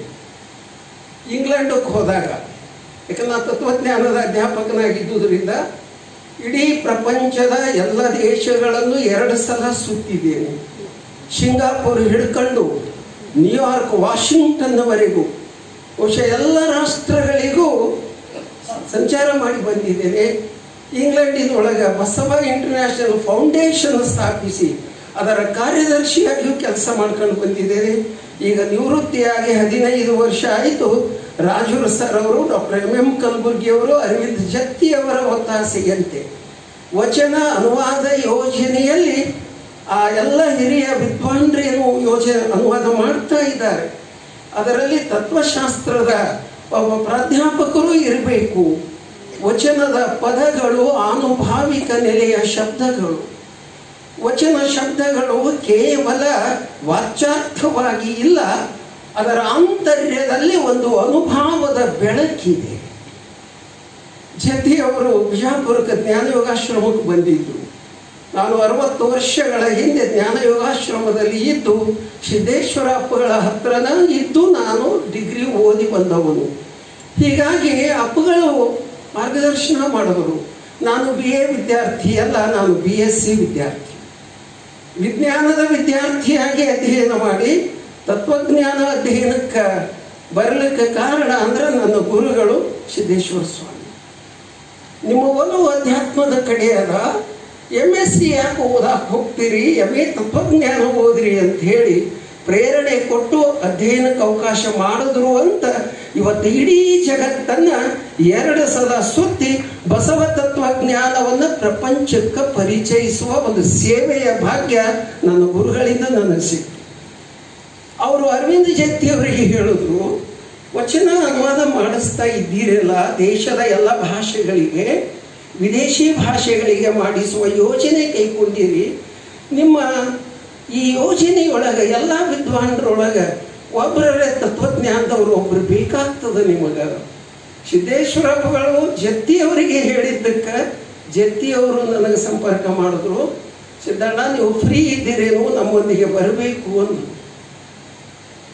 ಅದರಲ್ಲಿ ಕಲಬುರ್ಗಿ ಸರ್ ಅಂತೂ ಹುತಾತ್ಮರಾದ್ರು, ತಮಗೆಲ್ಲ ಗೊತ್ತಿದೆ. ರಾಜೂರ್ ಸರು ಅವರು ನಮ್ಗೆ ಸುಮಾರು 55 ವರ್ಷದ ಒಡನಾಟ. ಸರ್ ಕೇಳಿದೆ, ಈ ರೀತಿ ಒಳಗೆ ಕೇಳ್ತಾ ಇದ್ದಾರೆ ಮತ್ತು ನಿಮ್ಮೊಂದಿಗೆ ಸೇವೆಯ ಒಂದು ಅವಕಾಶ ನನಗೂ ಒದಗ್ತಾ ಇದೆ ಅಂತ ಬಹಳ ಸಂತೋಷಪಟ್ಟವರು ರಾಜೂರ್ ಸರ್ ಅವರು. ಅದರ ಜೊತೆಗೆ ರಾಜೂರ್ ಸರ್ ಅವರ ನನ್ನ ಶ್ರೀಮತಿಯವರನ್ನು ಈ ಯೋಜನೆಯಲ್ಲಿ ತೊಡಗಿಸುವುದು. ಯಾಕಂದ್ರೆ ನಮ್ಮ ಶ್ರೀಮತಿ ಡಾಕ್ಟರ್ ಕಲ್ಯಾಣಮ್ಮ ಅವರು ಕೂಡ ವಚನ ಸಾಹಿತ್ಯದಲ್ಲೇ PhD ಮಾಡಿದವರು. ಅವರು ರಿಟೈರ್ಡ್ ಆಗಿ 10 ವರ್ಷ ಆಯಿತು. ದಂಪತಿಗಳಿಬ್ಬರು ಈ ಯೋಜನೆಯಲ್ಲಿ ತೊಡಗಿಸಿಕೊಡ್ರಿ ಅಂತ ಸಲಹೆ ಮಾಡಿದವರ ರಾಜೂರ್ ಸರ್ ಅವರು. ಹೀಗಾಗಿ ಈ ಯೋಜನೆಯೊಳಗೆ ಅದ್ರ ಬಗ್ಗೆ 2 ಮಾತು ಹೇಳಿ ಹಳಕಟ್ಟಿ ಶರಣರಿಗೆ ನಾ ಬರ್ತೀನಿ. ಈ ಯೋಜನೆಯಲ್ಲಿ ಹಳಕಟ್ಟಿ ಶರಣರ ಕಾಲದಲ್ಲಿ 84 ವರ್ಷದ ತಮ್ಮ ಆಯುಷ್ಯದಲ್ಲಿ ಸುಮಾರು 64 ವರ್ಷಗಳನ್ನು ಹಳಕಟ್ಟಿ ಶರಣರು ವಚನಗಳ ಸಂಶೋಧನೆ, ವಚನಗಳ ಸಂಗ್ರಹ, ವಚನಗಳ ಪ್ರಕಟಣೆಯಲ್ಲಿಯೇ ತಮ್ಮ ಆಯುಷ್ಯವನ್ನು ಕಳೆದವರು. ಹಳಕಟ್ಟಿಯವರ ಈ ಒಂದು ಕಾರ್ಯ ಪ್ರಪಂಚಕ್ಕೆ ತಲುಪಿಸುವಂತಹ ಕಲ್ಯಾಣ ಕ್ರಾಂತಿಯಾಗಿ 900 ವರ್ಷಗಳಾಯಿತು. 12ನೇ ಶತಮಾನ ಕನ್ನಡದಲ್ಲಿ ವಚನಗಳು ಬಂದದ್ರಿಂದ ಜಗತ್ತಿಗೆ ಕನ್ನಡದ ವಚನಗಳು ಪರಿಚಯ ಆಗಲೇ ಇಲ್ಲ 800 ವರ್ಷಗಳವರೆಗೂ. 1915ರಲ್ಲಿ ಬಸವಣ್ಣನವರ ಕೆಲವು ವಚನಗಳನ್ನು ಸ್ವತಃ ಹಳಕಟ್ಟಿಯವರೇ ಇಂಗ್ಲಿಷಿಗೆ ಅನುವಾದ ಮಾಡಿದ್ರು. ಅದು ಇಂಡಿಯನ್ ಆಂಟಿಕ್ವೇರಿ ಅನ್ನುವಂತಹ ಒಂದು ಸಂಪುಟದಲ್ಲಿ ಲಂಡನ್ನಿಂದ ಪಬ್ಲಿಷ್ ಆಗಿತ್ತು. ಅದರ ಪರಿಣಾಮ ಎಷ್ಟಾಯಿತು ಅಂದ್ರೆ ಬ್ರಿಟಿಷ್ ಜನ ಅದನ್ನ ವಚನಗಳ ಇಂಗ್ಲಿಷ್ ಅನುವಾದ ಓದ್ದವರು ಈ ಅನುವಾದ ಮಾಡಿದ ವ್ಯಕ್ತಿ ಸಾಧಾರಣ ವ್ಯಕ್ತಿ ಅಲ್ಲ, ಅದ್ಭುತವಾಗಿ ವಚನಗಳನ್ನು ಅನುವಾದ ಮಾಡ್ಯಾರ ಅಂತ ತಿಳಿದು ಅವರಿಗೆ ರಾವ್ ಸಾಹೇಬ್ ಅಂತ ಗೌರವ ಪ್ರಶಸ್ತಿಯನ್ನು ಕೊಟ್ಟದ್ದು ಬ್ರಿಟಿಷ್ ಸರ್ಕಾರ. ಹಳಕಟ್ಟಿಯವರು ಇದು ಬ್ರಿಟಿಷ್ ಆಡಳಿತ ಇದ್ದ ಕಾಲ. ಅದು ಹಳಕಟ್ಟಿಯವರು 1880ರಲ್ಲಿ ಇದಾಗ ಧಾರವಾಡದೊಳಗೆ ಇವತ್ತೇನು ಹೊಸ ಯಲ್ಲಾಪುರ ಓಣಿ ಅಂತೀವಿ, ಕಾಮನಕಟ್ಟಿಯಿಂದ ಮುಂದೆ ಹೋದ್ರೆ ಅವರ ಹುಟ್ಟಿದ ಮನೆ ಇವತ್ತಿಗೂ ಅದ. ಆ ಮನೆಯಲ್ಲಿ ಅವರ ಮನೆತನದ ಹಳಕಟ್ಟಿ ಶರಣರ ಮನೆತನದ ಮೊಮ್ಮಕ್ಕಳು ಇವತ್ತಿಗೂ ಅಲ್ಲಿದ್ದಾರೆ. ಅದು ಇವತ್ತು ಸ್ಮಾರಕವಾಗಿಯೂ ಅದ. ಯಾಕೆ ನೆನಪು ಮಾಡ್ತೀನಿ ಅಂದ್ರೆ 100 ಜನ ವಿದ್ಯಾರ್ಥಿನಿಯರು ಬಂದಿರಿ, ಇಲ್ಲೇ ಓದ್ತಾ ಇದ್ದೀರಿ. ಕೆಲವರು ಇಲ್ಲೇ ಹುಟ್ಟದವರು ಇರ್ಬೋದು, ಬೇರೆ ಬೇರೆ ಜಿಲ್ಲೆ ತಾಲೂಕುಗಳಿಂದ ಹಳ್ಳಿಗಳಿಂದ ಬಂದಿರಿ. ಹಳಕಟ್ಟಿಯವರ ಮನೆಯ ದರ್ಶನ ನೀವು ಮಾಡಿಕೊಳ್ಳಬೇಕು. ಈ ನಾಡಿಗೆ ಅದ್ಭುತವಾದ ಒಂದು ವಚನ ಅನ್ನುವಂತಹ ಸಂಪತ್ತನ್ನ ಸಂರಕ್ಷಿಸಿ ಉಳಿಸಿಕೊಟ್ಟ ಹೋದ ಪುಣ್ಯಾತ್ಮ ಫಗು ಹಳಕಟ್ಟಿ. ಅವರ ತಂದೆಯವರು ಕೂಡ ಗುರುಬಸಪ್ಪ ಹಳಕಟ್ಟಿಯವರು 82 ವರ್ಷ ಅವರು ಬದುಕಿದ್ರು. ಆ ಕಾಲದಲ್ಲಿ ಅವರು ಶಿಕ್ಷಕರಾಗಿದ್ದವರು, ಶಿಕ್ಷಣ ಇಲಾಖೆಯಲ್ಲಿ ಅಧಿಕಾರಿಗಳಾಗಿ ಕೆಲಸ ಮಾಡಿದವರು. ಅದರ ಜೊತೆಗೆ ಅಖಿಲ ಭಾರತ ವೀರಶೈವ ಮಹಾಸಭಾ ಏನು ಹುಟ್ಟುತ್ತಲ್ಲ, ಪೂಜ್ಯರಾದ ಹಾನಗಲ್ ಕುಮಾರಸ್ವಾಮಿಗಳ ಸಾನ್ನಿಧ್ಯದಲ್ಲಿ ಆ ಸಂಸ್ಥೆಯ ಮೊದಲ ಪ್ರಧಾನ ಕಾರ್ಯದರ್ಶಿಯಾಗಿ ಇತಿಹಾಸ ದಾಖಲಿಸಿ ಉಳಿಸಿದವರು ಗುರುಬಸಪ್ಪ ಹಳಕಟ್ಟಿಯವರು. ಬಹಳ ಮಂದಿ ಗೊತ್ತಿಲ್ಲ ಇದು. ಅದು ನಮ್ಮ SB ಹಳಕಟ್ಟಿಯವರು, ಶಾಂತಪ್ಪನವರು ಹಳಕಟ್ಟಿಯವರು ಗುರುಬಸಪ್ಪನವರ ಕುರಿತು ಚರಿತ್ರೆ ಬರೆದಾಗ ನಮಗೆ ಗೊತ್ತಾಗಿತ್ತು ಅದು ಕೂಡ. ಅದರ ಜೊತೆಗೆ ಶಿವಯೋಗ ಮಂದಿರ ಪ್ರಾರಂಭವಾದಾಗ ಆ ಶಿವಯೋಗ ಮಂದಿರದ ಪ್ರಾರಂಭದ ಹಿನ್ನೆಲೆಯಲ್ಲಿಯೂ ಕ್ರಿಯಾಶೀಲವಾಗಿ ದುಡಿದು ಕಾರ್ಯದರ್ಶಿಯಾಗಿ ಕೆಲಸ ಮಾಡಿದವರು ಗುರುಬಸಪ್ಪ ಹಳಕಟ್ಟಿಯವರು. ಆ ತಂದೆಯ ಕ್ರಿಯಾಶೀಲ ವ್ಯಕ್ತಿತ್ವ ಫಕೀರಪ್ಪನವ್ರ ಮೇಲೆ, ಫಗು ಹಳಕಟ್ಟಿಯವ್ರ ಮೇಲೆ ಎಷ್ಟು ಅದ್ಭುತ ಪರಿಣಾಮ ಬೀರ್ತು. ಅವರು ಓದಿದ್ದು ಇಲ್ಲೇನೆ ಧಾರವಾಡದಲ್ಲೇ ಓದಿದ್ರು. ಅವರು ವಿದ್ಯಾರ್ಥಿಯಾಗಿ ಓದುವಾಗ ಅಂದಿನ ಕಾಲದ ಕೆಲವು ಮೇಲ್ಜಾತಿಯ ಶಿಕ್ಷಕರು ಅವಹೇಳನ ಮಾಡ್ತಿದ್ರಂತ. ಇದು ಎಲ್ಲ ಕಾಲಕ್ಕೂ ಇದ್ದದ್ದರೆ ಏನಂತ, ಏನು ನಿಮ್ಮ ಲಿಂಗಾಯತರು ನೀವೆಲ್ಲ ಶೂದ್ರ ಜನಾಂಗ, ನಿಮಗೊಂದು ಸಾಹಿತ್ಯ ಇಲ್ಲ, ಒಂದು ಸಂಸ್ಕೃತಿ ಇಲ್ಲ, ಒಂದು ಕೃತಿಗಳಿಲ್ಲ, ನಿಮ್ಮ ಏನು ಅಂತ ಪಾಠ ಮಾಡುವ ಕೆಲವು ಮಾಸ್ತರು ವ್ಯಂಗ್ಯಾತ್ಮಕವಾಗಿ ಟೀಕೆ ಮಾಡಿದಾಗ ಆ ಮನಸ್ಸಿಗೆ ಬಹಳ ಹಚ್ಚಿಕೊಂಡ್ರು ಫಕೀರಪ್ಪನವರು ವಿದ್ಯಾರ್ಥಿ ಜೀವನದಾಗ. ಅದನ್ನು ತಂದೆಯವರು ಮುಂದೆ ವ್ಯಕ್ತಪಡಿಸಿದಾಗ, ಇಲ್ಲ ನಮ್ಮ ಶರಣ ಸಾಹಿತ್ಯ ಅದ್ಭುತ ಅದ, ಅದು ಬೆಳಕಿಗೆ ಬಂದಿಲ್ಲ, ತಾಡೋಲೆಗಳಲ್ಲಿ ಅಲ್ಲಲ್ಲಿ ಮರೆಯಾಗಿ ಐತಪ್ಪ ಅಂತ ತಂದೆಯವರು ಹೇಳ್ತಾ ಇದ್ರು. ಮುಂದೆ ಅವರು ಆ ಕಾಲದಲ್ಲಿ ಕಾಲೇಜುಗಳಿರಲಿಲ್ಲ, ಮುಂಬೈಗೆ ಹೋದರು. ಯಾಕಂದ್ರೆ ಅವಾಗ ಬ್ರಿಟಿಷರ ಕಾಲದಾಗ ನಾವು ಮುಂಬೈ ಪ್ರಾಂತದವರು. ಆಗ ನಾನು ಹುಟ್ಟಿದ್ದು ಮುಂಬೈ ಪ್ರಾಂತ ಇದ್ದಾಗಲೇ ಕರ್ನಾಟಕ ಏಕೀಕರಣ ಆಗಿದ್ದು 1956. ಆ ಮುಂಚೆ ಹುಟ್ಟಿದವರೆಲ್ಲ ನಾವು ಮುಂಬೈ ಪ್ರಾಂತದವರು. ಬೆಳಗಾವಿ, ಧಾರವಾಡ, ವಿಜಯಪುರ, ಇವತ್ತಿವು ವಿಭಜನೆ ಆಗಿ 6-7 ಜಿಲ್ಲೆಗಳಾಗಿದ್ದಾವೆ. ಸೊ ಆ ಕಾಲದಲ್ಲಿ ಇವೆ 3 ಪ್ರಮುಖ ಜಿಲ್ಲೆಗಳು. ಸೊ ಈ ಭಾಗದಲ್ಲಿ ಶಿಕ್ಷಣಕ್ಕೆ ಬಹಳ ಮಹತ್ವ ಬರಲಿ ಅನ್ನೋದಕ್ಕೆ ಮೊಟ್ಟ ಮೊದಲು ಬಾಗಲಕೋಟೆಯ ಬಸವೇಶ್ವರ ವಿದ್ಯಾವರ್ಧಕ ಸಂಘ 1906ರಲ್ಲಿ ಪ್ರಾರಂಭ ಆಯಿತು. ಬೀಳೂರು ಗುರುಬಸವ ಸ್ವಾಮಿಗಳು ಅದರ ಫೌಂಡರ್. ಅವರು ಹುಟ್ಟಿನಿಂದ ಬಿಜಾಪುರ ಜಿಲ್ಲೆಯ ಸಿಂದಗಿಯವರು. ಯಾಕಂದ್ರೆ ನಾನು ಹುಟ್ಟಿನಿಂದ ಸಿಂದಗಿಯವರು, ಬಿಜಾಪುರ ಜಿಲ್ಲೆಯವರು. ಅವರು ಜೀವನಗೌಡ ಶಿವನಗೌಡ ಪಾಟೀಲ್ ಅವ್ರ ಹೆಸರು. ಬೀಳೂರು ಅಜ್ಜಾರ ಹೆಸರು ಭಾಳ ಮಂದಿಗೆ ಗೊತ್ತಿಲ್ಲ. ಜೀವನಗೌಡ ಶಿವನಗೌಡ ಪಾಟೀಲ್ ಅನ್ನುವಂಥ ಒಬ್ಬ ಹುಡುಗ ಘನಮಠ ಶಿವಯೋಗಿಗಳ ಕೃಪಾದೃಷ್ಟಿಗೆ ಬಿದ್ದಾಗ ಅವರೇ ಗುರುಬಸವ ಅಂತ ನಾಮಕರಣ ಮಾಡಿದ್ದು ಘನಮಠ ಶಿವಯೋಗಿಗಳು. ಮುಂದೆ ಅಥಣಿ ಶಿವಯೋಗಿಗಳ ಸಂಪರ್ಕ ಬಂದು ಬೀಳೂರು ಮಠಕ್ಕೆ ಅವರು ಗುರುಗಳಾದರು. ಬಾಗಲಕೋಟೆಯ ವ್ಯಾಪಾರಸ್ಥರ ವಿನಂತಿಯ ಮೇರೆಗೆ ಬಾಗಲಕೋಟೆಗೆ ಬಂದು 1906ರಲ್ಲಿ ಬಸವೇಶ್ವರ ವಿದ್ಯಾವರ್ಧಕ ಸಂಸ್ಥೆ ಪ್ರಾರಂಭ ಆಯಿತು. 1906 ಆ ಸಮಯಕ್ಕೆ ಹಳಕಟ್ಟಿಯವರು ಮುಂಬೈಯಲ್ಲಿ BA ಓದಿ LLB ಓದಿ ವಕೀಲಿ ವೃತ್ತಿಯನ್ನು 1904ರಲ್ಲಿ ಪ್ರಾರಂಭಿಸಿದ್ರು. ಆ ಬಸವೇಶ್ವರ ಸಂಘದ ಪ್ರಾರಂಭದಲ್ಲಿಯೂ ಕೂಡ ಭಾಗವಹಿಸಿದವರು ಫಗು ಹಳಕಟ್ಟಿಯವರು. ಅದನ್ನು ನೋಡಿದಾಗ ಅನ್ನಿಸ್ತು, ಬಿಜಾಪುರದಾಗ ಒಂದು ಸಂಸ್ಥೆ ಬೇಕಲ್ಲ ಹೀಗೆ ಶಿಕ್ಷಣಕ್ಕಾಗಿ. ಮುಂದೆ ಕೇವಲ 4 ವರ್ಷದೊಳಗೆ ಬಿಜಾಪುರದೊಳಗೆ BLDE ಬಿಜಾಪುರ ಲಿಂಗಾಯತ ಜಿಲ್ಲಾ ಶಿಕ್ಷಣ ಸಂಸ್ಥೆ ಹಿಂಗಿದ್ರಿ ಆಗಿನ ಕಾಲದ ಹೆಸರು BLDE. ಅದನ್ನು ಹಳಕಟ್ಟಿಯವರು 1910ರಲ್ಲಿ ಪ್ರಾರಂಭ ಮಾಡಿದ್ರು. ಇದಾದ 6 ವರ್ಷಕ್ಕೆ ಶ್ರೀ ಬಸವನಾಳರು ಮೊದಲಾದ 7 ಮಂದಿ ಮಾಸ್ತರರು ನಮ್ಮ ಬೆಳಗಾವಿಯೊಳಗೆ KLE ಸಂಸ್ಥೆ ಶುರು ಮಾಡಿದ್ರು. ಸ್ವಲ್ಪ ಇತಿಹಾಸ ಮಕ್ಕಳಿಗೂ ಗೊತ್ತಾಗಬೇಕು, ಹಿರಿಯರಿಗಂತೂ ಕಲ್ಪನಾ ಅದ.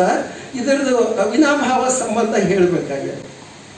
10 ವರ್ಷದ ಅವಧಿಯೊಳಗೆ ಇವತ್ತೇನು ನಾವು ಉತ್ತರ ಕರ್ನಾಟಕ ಅಂತೀವಿ, ಅಂದಿನ ಮುಂಬೈ ಪ್ರಾಂತ 4 ಶಿಕ್ಷಣ ಸಂಸ್ಥೆಗಳು 1906, 1910, 1916 10 ವರ್ಷದ ಅವಧಿಯೊಳಗೆ 3 ಶಿಕ್ಷಣ ಸಂಸ್ಥೆಗಳು ಪ್ರಾರಂಭವಾದುದರ ಪರಿಣಾಮ ಏನಾಯಿತು ಅಂದರೆ ಇಡೀ ಕರ್ನಾಟಕದಲ್ಲಿಯೇ ಅತಿ ಹೆಚ್ಚು ವಿದ್ಯಾವಂತರು ನಿರ್ಮಾಣ ಆಗಿದ್ದು ನಮ್ಮ ಮುಂಬೈ ಕರ್ನಾಟಕ, ಅಂದಿಂದು ಇವತ್ತಿನ ಉತ್ತರ ಕರ್ನಾಟಕ.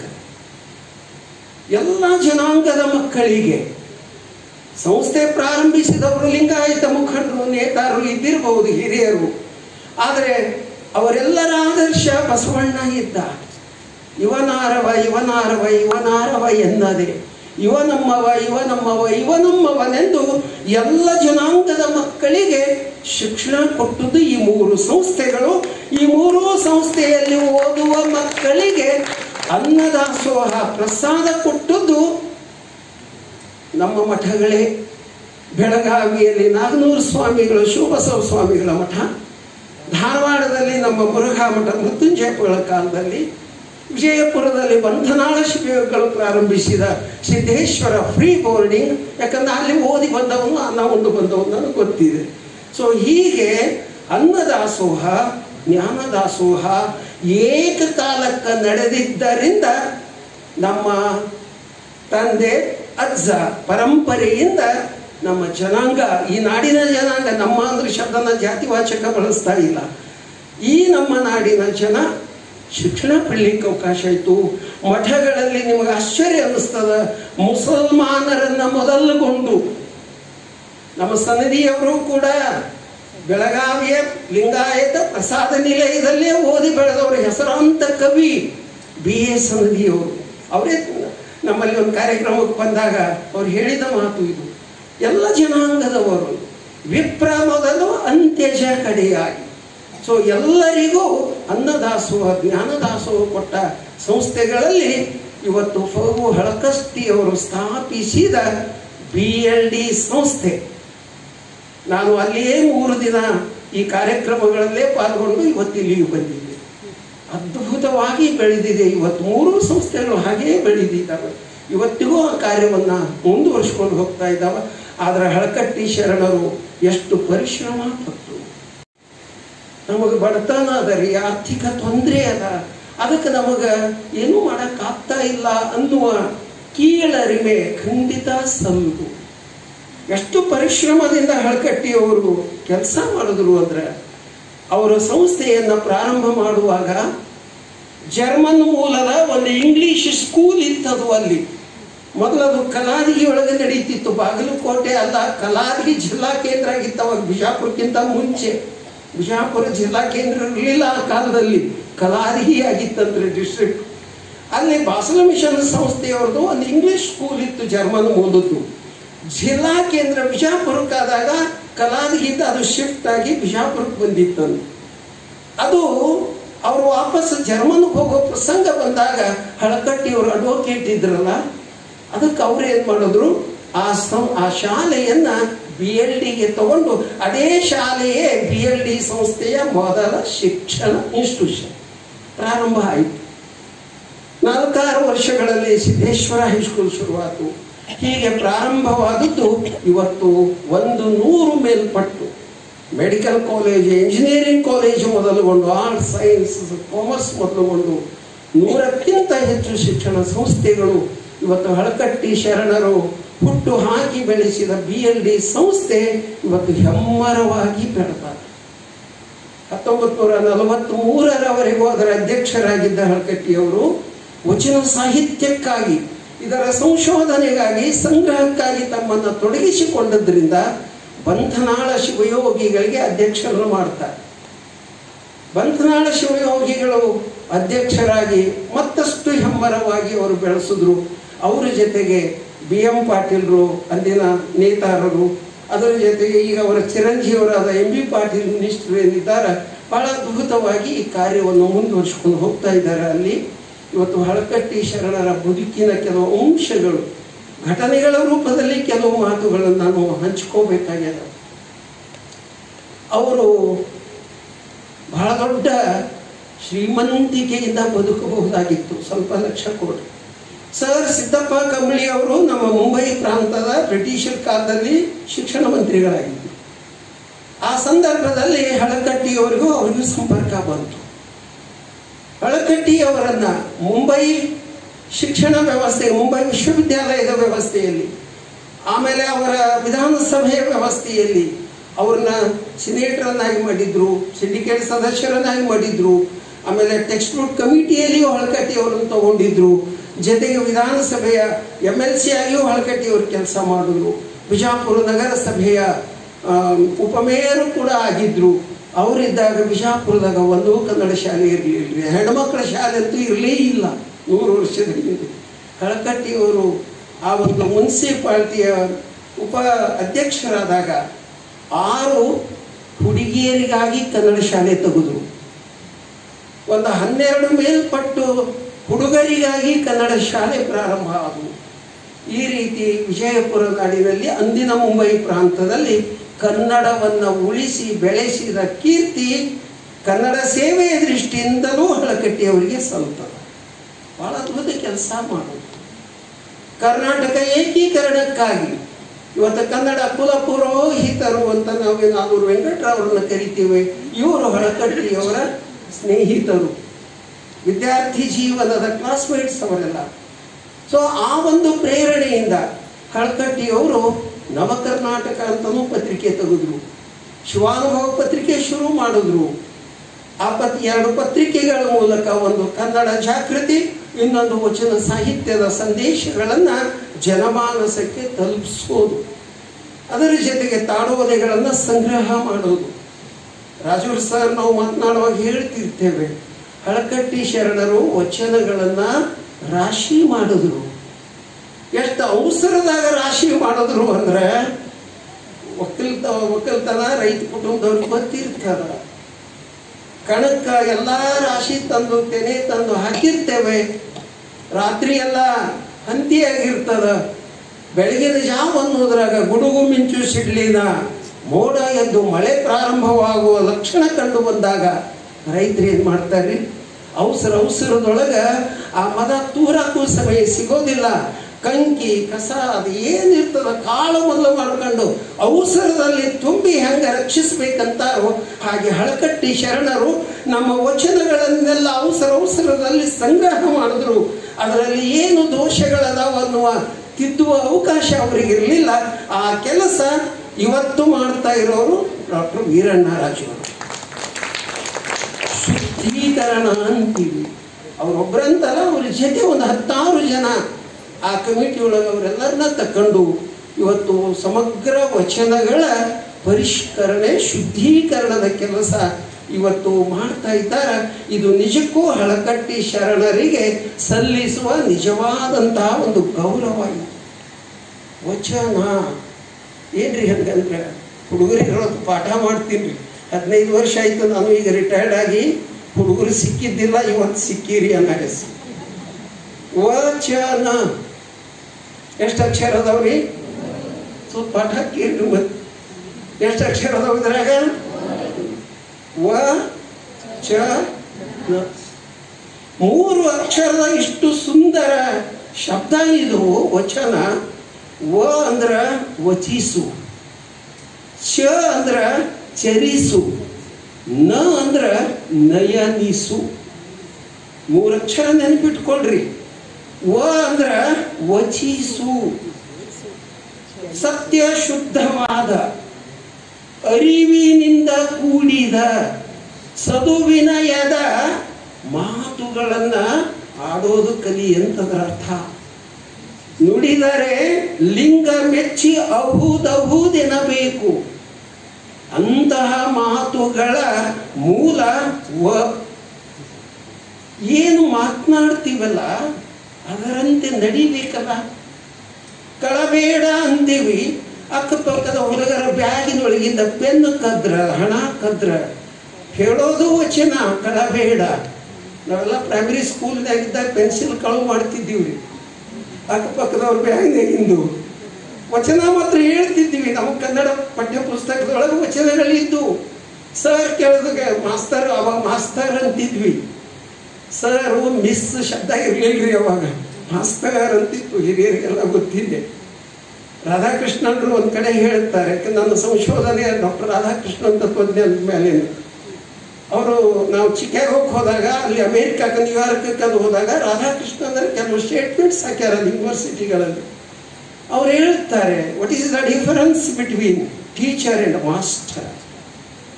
ದ ಟ್ರೂ ನಾಲೆಜ್ ಅನ್ನುವ ಡಾಕ್ಟರ್ ರಾಧಾಕೃಷ್ಣನರ ಒಂದು ಇಂಗ್ಲಿಷ್ ಪುಸ್ತಕದೊಳಗೆ ಅವ್ರು ಹೇಳ್ತಾರೆ, teacher is one who teaches the knowledge, master is one who practice the knowledge. ಎಷ್ಟು ಅದ್ಭುತ ಅಂತರ ಅದ ನೋಡ್ರಿ. ಟೀಚರ್ ಅಂದ್ರೆ ಬರೀ ಜ್ಞಾನ ಬೋಧಕ, ಪಾಠ ಮಾಡವ ಟೀಚರು. ಮಾಸ್ಟರ್ ಅಂದ್ರೆ ತಾನು ಮಾಡುವ ಪಾಠವನ್ನ ತನ್ನ ಆಚರಣೆಯಲ್ಲಿ ತಂದು ತನ್ನ ವಿದ್ಯಾರ್ಥಿಗಳಿಗೆ ಬೋಧನೆ ಮಾಡುವವ ಮಾಸ್ತರ್. ಆ ಮಾಸ್ಟರ್ ಅನ್ನೋದ ಸ್ವಲ್ಪ ಅಪಭ್ರಂಶ ಆಗಿ ಮಾಸ್ತರ್ ಆಗ್ಯದ. ಇವತ್ತು ಆ ಮಾಸ್ತರ್ ಶಬ್ದ ಹೋಗ್ಯದ್ರಿ. ಹೆಣ್ಮಕ್ಳಿಗೆ ಮಿಸ್ ಅನ್ನೋದು, ಗಂಡು ಮಕ್ಕಳಿಗೆ ಸರ್ ಅನ್ನೋದು ಇಷ್ಟ ಉಳ್ಕೊಂಡದು. ಆ ಟೀಚರು ಮಾಸ್ತರ್ ಅನ್ನೋದು ಲಿಂಗವಾಚಕ ಶಬ್ದಗಳಲ್ಲ, ಜ್ಞಾನವಾಚಕ ಶಬ್ದ. ಹಾಗೆ ವಚಿಸು, ಚ ಚರಿಸು. ಅರಿವು ಆಚಾರ, ಜ್ಞಾನ ಕ್ರಿಯೆ. ಇವು ಎರಡರ ಸಂಗಮವಾದಾಗ ಏನು ಬೆಳಕು ಉಂಟಾಕೈತಲ್ಲ, ದಟ್ ಈಸ್ ಕಾಲ್ಡ್ ಆಸ್ ನಯನಿಸು. ನಮ್ಮ ಅಂತರಂಗದಲ್ಲಿ ಅದರ ದರ್ಶನ ಮಾಡ್ಕೋಬೇಕು ನಾವು. ಅದಕ್ಕೆ ಮಿಸ್ಟಿಸಿಸಮ್ ಅಂತೀವಿ ನಾವು ತತ್ವಜ್ಞಾನದೊಳಗೆ. ವ ಅಂದ್ರೆ ಫಿಲಾಸಫಿ, ಚ ಅಂದ್ರೆ ಮೆಟಾಫಿಸಿಕ್ಸ್, ನ ಅಂತಂದ್ರೆ ಮಿಸ್ಟಿಸಿಸಮ್. ಅರಿವು ಆಚಾರ ಅನುಭಾವದ ಅವಿನಾಭಾವ ಸಂಗಮವೇ ವಚನ. ಅಂತ ಅದ್ಭುತ ರೀತಿ. ಇದು ಯಾವ್ದಾರ ಜಾತಿಗೆ ಸಂಬಂಧ ಐತೇನಿದು? ವಚನ ಅಂದ ಕೂಡಲೇ ಅದು ಶರಣರಿಗಾಟ ಸಂಬಂಧ ರೀ ಅಥವಾ ಲಿಂಗಾಯತರಿಗೆ ಸಂಬಂಧ ರೀ ಅಂತ ಇವತ್ತು ನಾವು ಜಾತಿ ಮಾಡ್ಕೊಂಡೇವೆ. ಆದರೆ ವಚನ ಅನ್ನೋದು ಅದ್ಭುತವಾದ ಅರಿವು ಆಚಾರ ಅನುಭಾವವನ್ನು ಪ್ರತಿನಿಧಿಸುವ 3 ಸುಂದರ ತಾತ್ವಿಕ ಸೈದ್ಧಾಂತಿಕ ಆನುಭಾವಿಕ ನೆಲೆಯ 3 ಅಕ್ಷರಗಳ ಒಂದು ಅವಿನಾಭಾವ ಸಂಬಂಧದ ಶಬ್ದ ವಚನ. ನಾನು ರಾಧಾಕೃಷ್ಣರ ಭೇಟಿಗೆ ಹೋದಾಗ ಒಂದು ವಾರ ಇದ್ದೆ ನಾನು ಮದ್ರಾಸ್ದಲ್ಲಿ. ನಾನು ವಿದ್ಯಾರ್ಥಿ ಜೀವನದಲ್ಲಿದ್ದಾಗ ತತ್ವಜ್ಞಾನದಲ್ಲಿ ಅವ್ರ ವಿಷಯನೇ ನಾನು ವಿಶೇಷ ಪ್ರಬಂಧಕ್ಕೆ ತಗೊಂಡಿದ್ದೆ. ನಮ್ಮ doctor N G Mahadev sir ನನ್ನ ಪ್ರೊಫೆಸರ್, ಅವ್ರಿಗೆ 90 ವರ್ಷ ಬಂದಾರೆ ಗೊತ್ತಿಲ್ಲ, ಬಂದಾರೆ ಸರ್ ಮಹದೇವ್ ಸರ್. ಅವ್ರು ಹೇಳಿದ್ರು, ನನ್ನ ಗೈಡ್ ಅವ್ರು ಹೇಳಿದ್ರು ರಾಧಾಕೃಷ್ಣರನ್ನ ಅಷ್ಟು ಭೇಟಿಯಾಗಿ ಬಾಲ ಹೋಗಿ ಮದ್ರಾಸಕ್ಕೆ ಅಂತ. ಸರಿ ಅಂತ ಮದ್ರಾಸಕ್ಕೆ ಹೋದೆ. ರಾಮಕೃಷ್ಣ ಆಶ್ರಮದೊಳಗೆ ವೈಯಾಲಿಕಾವದಲ್ಲಿ ಉಳ್ಕೊಂಡೆ. ಆಶ್ರಮದ ಗುರುಗಳ ಮೂಲಕ ರಾಧಾಕೃಷ್ಣನ್ರಿಗೆ ಭೇಟಿಯಾಗುವ ಅವಕಾಶ ಸಿಕ್ತು. ಹಾಗೆ ಮುಪ್ಪಿನ ಕಾಲ ಆವಾಗ ಅವರಿಗೆ ರಾಷ್ಟ್ರಪತಿ ಹುದ್ದೆಯಿಂದ ನಿವೃತ್ತರಾಗಿ ಮದ್ರಾಸಕ್ಕೆ ಬಂದು 9 ವರ್ಷ ಇದ್ರು. ಆ ಕೊನೆಯ ದಿನಗಳಲ್ಲಿ ಹೋಗಿ ಭೇಟಿಯಾಗುವ ಪ್ರಸಂಗ ಸಿಕ್ತು. ಹಾಗೆ ಕೆಲವು ವಿಚಾರ, ಯಾಕಂದ್ರೆ ಅವ್ರದ ಸಮಗ್ರ ಅವರ ಎಲ್ಲ ಕೃತಿಗಳನ್ನು ಅಧ್ಯಯನ ಮಾಡಿ ಆ ಪುಸ್ತಕ ಬರೆದಿದೆ. ನಮ್ಮ ಶಿವಶಂಕರ ಹಿರೇಮಠ ಸರ್ ಇನ್ನೂ ಇರಬೇಕು, ವಯಸ್ಸಾಗಿರ್ಬೇಕು. ಅವರು ಶಿಕ್ಷಣಾಧಿಕಾರಿಗಳಿದ್ದಾಗ ಆ ಗ್ರಂಥವನ್ನ ನಮ್ಮ ನಾಡಿನ ಎಲ್ಲ ಶಾಲೆ ಕಾಲೇಜುಗಳಿಗೂ ಅವರೇ ಹಂಚಿದ್ದು. ಡಾಕ್ಟರ್ ರಾಧಾಕೃಷ್ಣನ್ರ ನಾ ಬರೆದ ಕನ್ನಡ ಗ್ರಂಥ. ಅದಕ್ಕೆ ಮುನ್ನಡಿ ಸಿದ್ದೇಶ್ವರ ಸ್ವಾಮಿಗಳ ಬರೆದಿದ್ದಾರೆ. 5-6 ಎಡಿಷನ್ ಆಯಿತು. ರಾಧಾಕೃಷ್ಣನ್ರು ಒಂದು ಮಾತು ಹೇಳಿದ್ರು, ನಾನು ಮೈಸೂರಲ್ಲಿದ್ದೆ 2 ವರ್ಷ, ಮೈಸೂರು ಯೂನಿವರ್ಸಿಟಿ ತತ್ವಜ್ಞಾನ ಪ್ರಾಧ್ಯಾಪಕನಾಗಿ. ನನಗೆ ವಚನಗಳ ಪರಿಚಯನೇ ಬರಲಿಲ್ಲ. ಹೆಂಗೆ ಬರಕ್ಕೆ ಸಾಧ್ಯತೆ ಹೇಳಿ? ರಾಧಾಕೃಷ್ಣನರನ್ನ ಮದ್ರಾಸದಿಂದ ತತ್ವಶಾಸ್ತ್ರ ಪ್ರಾಧ್ಯಾಪಕರಾಗಿದ್ರಲ್ಲ, ಅವರನ್ನ ಮೈಸೂರು ಯೂನಿವರ್ಸಿಟಿ ಪ್ರಾರಂಭವಾದಾಗ ಕರ್ಕೊಂಡು ಬಂದು ತತ್ವಶಾಸ್ತ್ರದ ಪ್ರಾಧ್ಯಾಪಕರನ್ನು ಮಾಡಿದ್ದು ಸರ್ ಎಂ ವಿಶ್ವೇಶ್ವರಯ್ಯನವರು. ಅವರು ಮೈಸೂರಿನ ದಿವಾನರಾಗಿದ್ರು. ಪ್ರತಿಭೆಯನ್ನು ಗುರುತಿಸಿದ್ರು. ವೇದಾಂತ ಫಿಲಾಸಫಿ ಮೇಲೆ ಅವರು ವಿದ್ಯಾರ್ಥಿ ಇದ್ದಾಗಲೇ ಅವರ ಬರೆದ ಲೇಖನ ಇಡೀ ಪ್ರಪಂಚಕ್ಕೆ ಪರಿಚಯ ಆಗಿತ್ತು. ಡಾಕ್ಟರ್ ರಾಧಾಕೃಷ್ಣನ್ರು ಬರೆದು. ಅಷ್ಟು ಮೇಧಾವಿ ಜ್ಞಾನಿ ರಾಧಾಕೃಷ್ಣನ್. ಸೊ ಅವರು ಮದ್ರಾಸದಿಂದ ಮೈಸೂರು ಯೂನಿವರ್ಸಿಟಿಗೆ ಬಂದಾಗ ಅದು 1918-20 ಇಸ್ವಿ. ನಮ್ಮ ವಚನ ಸಾಹಿತ್ಯ ಕನ್ನಡದಲ್ಲೇ ಪ್ರಿಂಟ್ ಆಗಿ ನಮ್ಮ ಕೈಗೆ ಸಿಕ್ಕಿರಲಿಲ್ಲ. ಮೊಟ್ಟ ಮೊದಲು ವಚನ ಸಾಹಿತ್ಯದ ಮೊದಲ ಸಂಪುಟ ಹಳಕಟ್ಟಿ ಶರಣರು ಮಾಡಿದ್ದು ವಚನ ಶಾಸ್ತ್ರ ಸಾರ. ಇದು 1923 ಅಲ್ರಿ ಸರ್, 1923 ಮೊಟ್ಟ ಮೊದಲ ಸಂಪುಟ ಬಿಡುಗಡೆ ಆಗಿದೆ. ಆಗಲೇ ರಾಧಾಕೃಷ್ಣನವರು ಕಲ್ಕತ್ತಾದ ಪಂಚಮ ಜಾರ್ಜ್ ಅಧ್ಯಾತ್ಮ ವಿಭಾಗಕ್ಕೆ ಪ್ರಾಧ್ಯಾಪಕರಾಗಿ ಮೈಸೂರಿಂದ ಹೋಗ್ಬಿಟ್ಟಿದ್ರು. ಅನಂತರ ಜಗತ್ತಿಗೆ ಹೋದ್ರು. ಆಮೇಲೆ ರಷ್ಯಾದ ರಾಯಭಾರಿ ಆದರು. ಆಮೇಲೆ ತಮಗೆ ಗೊತ್ತದ ಉಪರಾಷ್ಟ್ರಪತಿ ಆದರು, ಒಂದವಧಿ ರಾಷ್ಟ್ರಪತಿ ಆದರು. ಅವರಿಗೆ ವಚನಗಳನ್ನು ಅಧ್ಯಯನ ಮಾಡುವ ಅವಕಾಶ ಸಿಗಲಿಲ್ಲ. ಕನ್ನಡದಲ್ಲೇ ಸಿಗಲಿಲ್ಲ, ಇನ್ನು ಇಂಗ್ಲೀಷಕ್ಕಂತೂ ಅನುವಾದ ಎಲ್ಲಿ ಸಿಗಕ್ಕೆ ಸಾಧ್ಯ?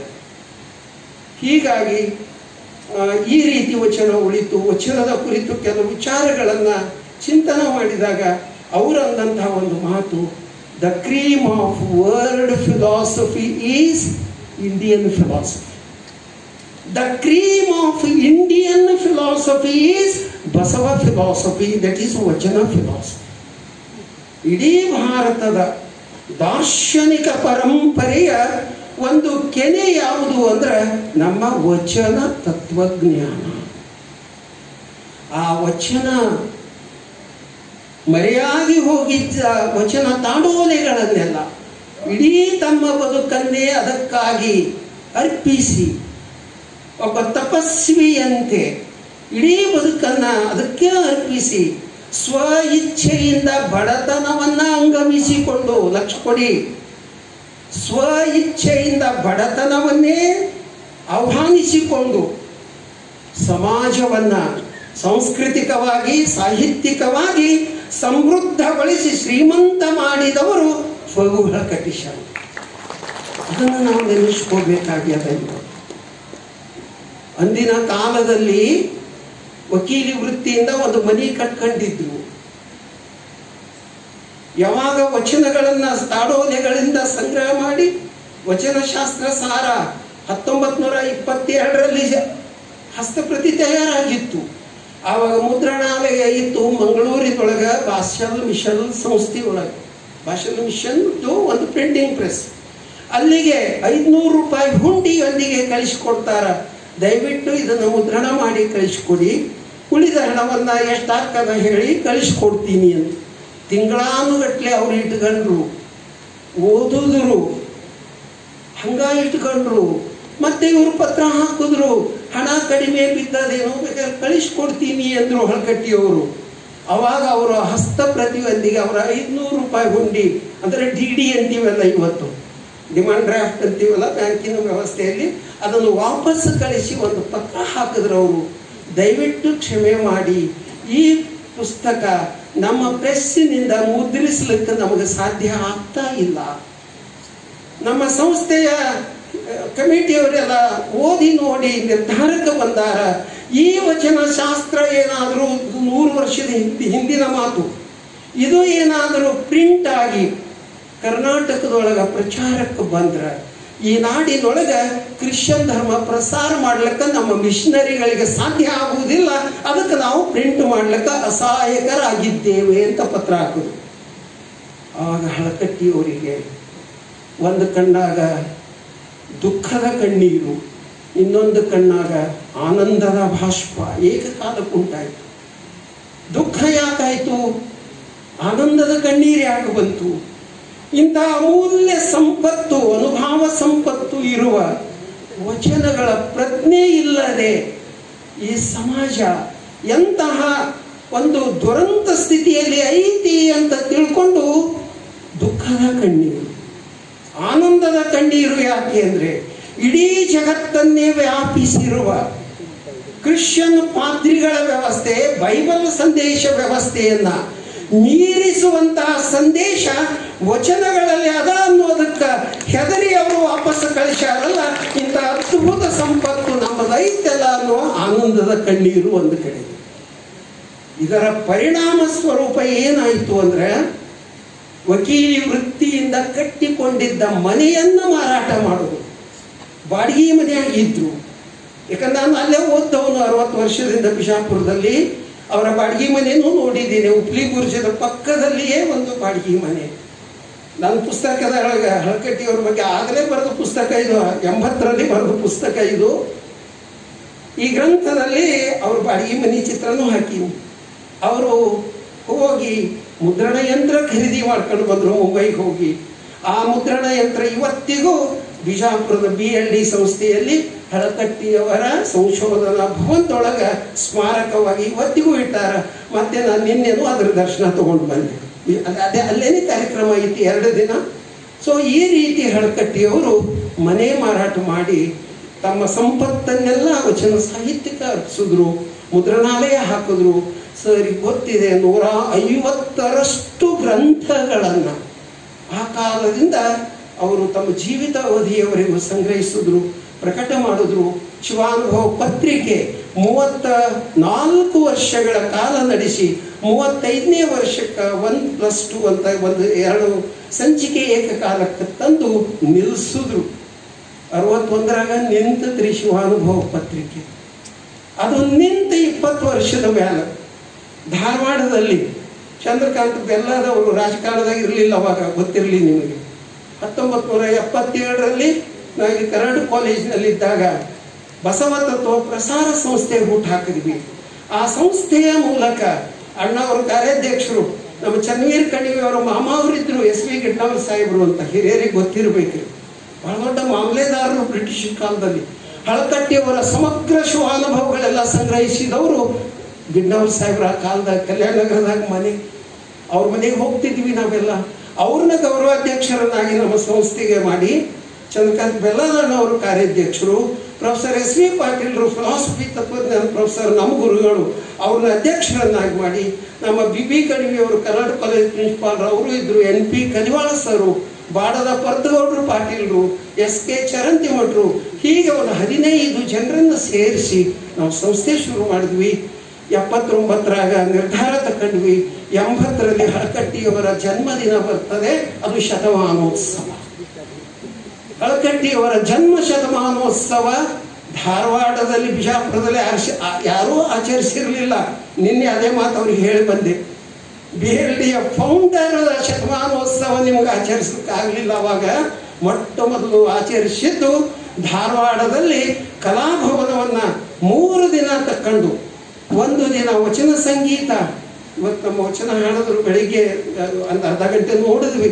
ಮಲ್ಲಿಕಾರ್ಜುನ್ ಮನ್ಸೂರ್ ಅವ್ರನ್ನ, ಬಸವರಾಜ ರಾಜಗುರು ಅವರು, ಸಿದ್ದರಾಮ ಜಂಬಲ್ದಿನ್ನಿ ಅವರು, ಇವರೆಲ್ಲರನ್ನ ಕರೆಸಿ ಒಂದು ದಿನ ವಚನ ಸಂಗೀತ ಮಾಡಿಸಿದೀವಿ. ಅಣ್ಣವ್ರದ್ದು ಬಹಳ ದೊಡ್ಡ ಕೊಡುಗೆ, ಬೆಲ್ಲದಣ್ಣ ಅವ್ರದ್ದು. ಅವರು ರಾಜಕೀಯಕ್ಕೆ ಹೋದ್ರು, ನಮ್ಮ ಸಂಸ್ಥೆ ಹೆಚ್ಚು ಕಮ್ಮಿ ನಿಂತಂಗ ಆಯ್ತ್ರಿ ಇಲ್ಲಿ ಧಾರವಾಡದಾಗ. ಆಮೇಲೆ ಶಿವಾನುಭವ ಪತ್ರಿಕೆ ಮರುಜನ್ಮ ಕೊಟ್ವಿ.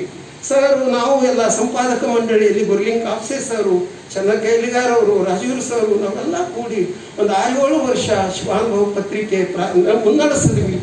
ನಾನು ಧಾರವಾಡ ಬಿಡೋ ಪ್ರಸಂಗ ಬಂತು. ಗದಗ JT ಕಾಲೇಜಿಗೆ ಹೋದೆ, ನಂತರ ಬಾಗಲಕೋಟೆ BV ಸಂಘಕ್ಕೆ ಹೋಗಿ ನಿವೃತ್ತಿಯಾದೆ. ಆದರೆ ಇಲ್ಲಿ ಸಂಸ್ಥೆಯ ಕೆಲಸ ಕುಂಠಿತ ಆಯಿತು, ಪತ್ರಿಕೆನೂ ನಿಂತು ಹೋತು. ಆದರೆ ನಿನ್ನೆ ನಾ ಬಿಜಾಪುರದಾಗ ಹೇಳಿ ಬಂದೆ, ಅಲ್ಲಿ ಮಧ್ವಾವಿ ಸರು, ಇನ್ನೂ ಅನೇಕ ಹಿರಿಯರು, ನಿವೃತ್ತ ಪ್ರಾಧ್ಯಾಪಕರು ಹಳಕಟ್ಟಿ ಸಂಶೋಧನಾ ಸಂಸ್ಥೆಯ ನಿರ್ದೇಶನ ಮಂಡಳಿಯಲ್ಲಿದ್ದಾರೆ. ಡಾಕ್ಟರ್ ಮಹಂತೇಶ್ ಬಿರಾದರ್ ಅವರು, ಅವರೆಲ್ಲರಿಗೂ ಹೇಳಿದೆ, ಹಳಕಟ್ಟಿಯವರ ಶಿವಾನುಭವ, ಹಳಕಟ್ಟಿಯವರ ಕಾಯಕ ಭೂಮಿಯೊಳಗೆ ನೀವು ಮರುಪ್ರಾರಂಭಿಸ್ರಿ ಅಂತ ಹೇಳಿ ಬಂದೆ ನಾನು. ಯಾಕಂದ್ರೆ ನಿಲ್ಲಬಾರ್ದು, ಅವು ನಿರಂತರ ಮುಂದುವರಿಬೇಕು. ಆ ದೃಷ್ಟಿಯಿಂದ ಹಳಕಟ್ಟಿಯವರು ಅದ್ಭುತ ಕೆಲಸ ಮಾಡಿ ಹೋದರು. ಮುಪ್ಪಿನ ಕಾಲದಾಗ 1-2 ಪ್ರಸಂಗ ಹೇಳಿಬಿಡ್ತೀನಿ. ಆ ಕಾಲದಲ್ಲಿ ಸೈಕಲ್ ಅವರ ಬಹಳ ಸಂಗಾತಿ. ಮತ್ತು ಎಂದೂ ಅವರ ಸೈಕಲ್ ಮೇಲೆ ಕುಂತದ್ದನ್ನು ಬಿಜಾಪುರದವರು ಯಾರೂ ನೋಡಿಲ್ಲ. ಈಗೇನು 80-90 ವರ್ಷದ ಹಿರಿಯರು ಒಂದು 10-6 ಮಂದಿ ಆ ಕಾರ್ಯಕ್ರಮಕ್ಕೆ ಬಂದಿದ್ರು. ನನ್ನ ಜೊತೆ ಮಾತನಾಡುವಾಗ ಹೇಳಿದ್ರು, ಹಳಕಟ್ಟಿ ಶರಣರು ಸೈಕಲ್ ಮೇಲೆ ಕುಂತು ಹೋಗಿದ್ದು ನಾವು ಯಾರೂ ನೋಡಿಲ್ರಿ. ಆ ಕಾಲದಾಗ ಏನು ಮಾಡ್ತಿದ್ರು, ಕೈಯಾಗ ಹಿಡ್ಕೊಂಡು ಹೋಗ್ತಿದ್ರು. ಅದರ ಹೆಂಡ್ಲಕ್ಕೆ ಬ್ಯಾಗ್ಗಳಲ್ಲಿ ವಚನ ತಾಡೋನೆಗಳಿರ್ತಿದ್ದು. ಅದರ ಹಿಂದೆ ಸೀಟಿನ ಮೇಲೆಲ್ಲ ಗಂಟು ಕಟ್ಟಿ ವಚನ ಪುಸ್ತಕಗಳನ್ನ ಇಟ್ಕೊಂಡು ಬಾಡಿಗೆ ಮನೆಯಿಂದ ಪ್ರಿಂಟಿಂಗ್ ಪ್ರೆಸ್ಸಿನ ತನಕ ಹೋಗ್ತಿದ್ರು. ಪ್ರಿಂಟಿಂಗ್ ಪ್ರೆಸ್ನಿಂದ ರಾತ್ರಿ ಮನೆಗೆ ಬರ್ತಿದ್ರು. ಈ ರೀತಿ ಇಡೀ ಸೈಕಲ್ ಮೇಲೆ ಒಂದು ದೊಡ್ಡ ಶಿಕ್ಷಣ ಸಂಸ್ಥೆಯ ಸಂಸ್ಥಾಪಕ, ಬಹುದೊಡ್ಡ ವಕೀಲಿ ವೃತ್ತಿ, ಅದು ಗೌರ್ಮೆಂಟ್ ಪ್ಲೇಡರ್ ಆಗಿದ್ರು ಆ ಕಾಲದಲ್ಲಿ. ಅಂತಹ ಮನುಷ್ಯ ವಕೀಲಿ ವೃತ್ತಿಗೆ ತಿಲಾಂಜಲಿಯನ್ನಿತ್ತು. ವಚನ ವೃತ್ತಿಯನ್ನು ಅಪ್ಪಿಕೊಂಡಿದ್ದು ಪ್ರವೃತ್ತಿ, ಅವರಿಗೆ ವೃತ್ತಿ ಅಲ್ಲ ಪ್ರವೃತ್ತಿ. ಇದು ವಕೀಲಿ ವೃತ್ತಿಯಾಗಿತ್ತು. ಇದನ್ನು ಅಪ್ಕೊಂಡು ಬದುಕಿದ್ರು.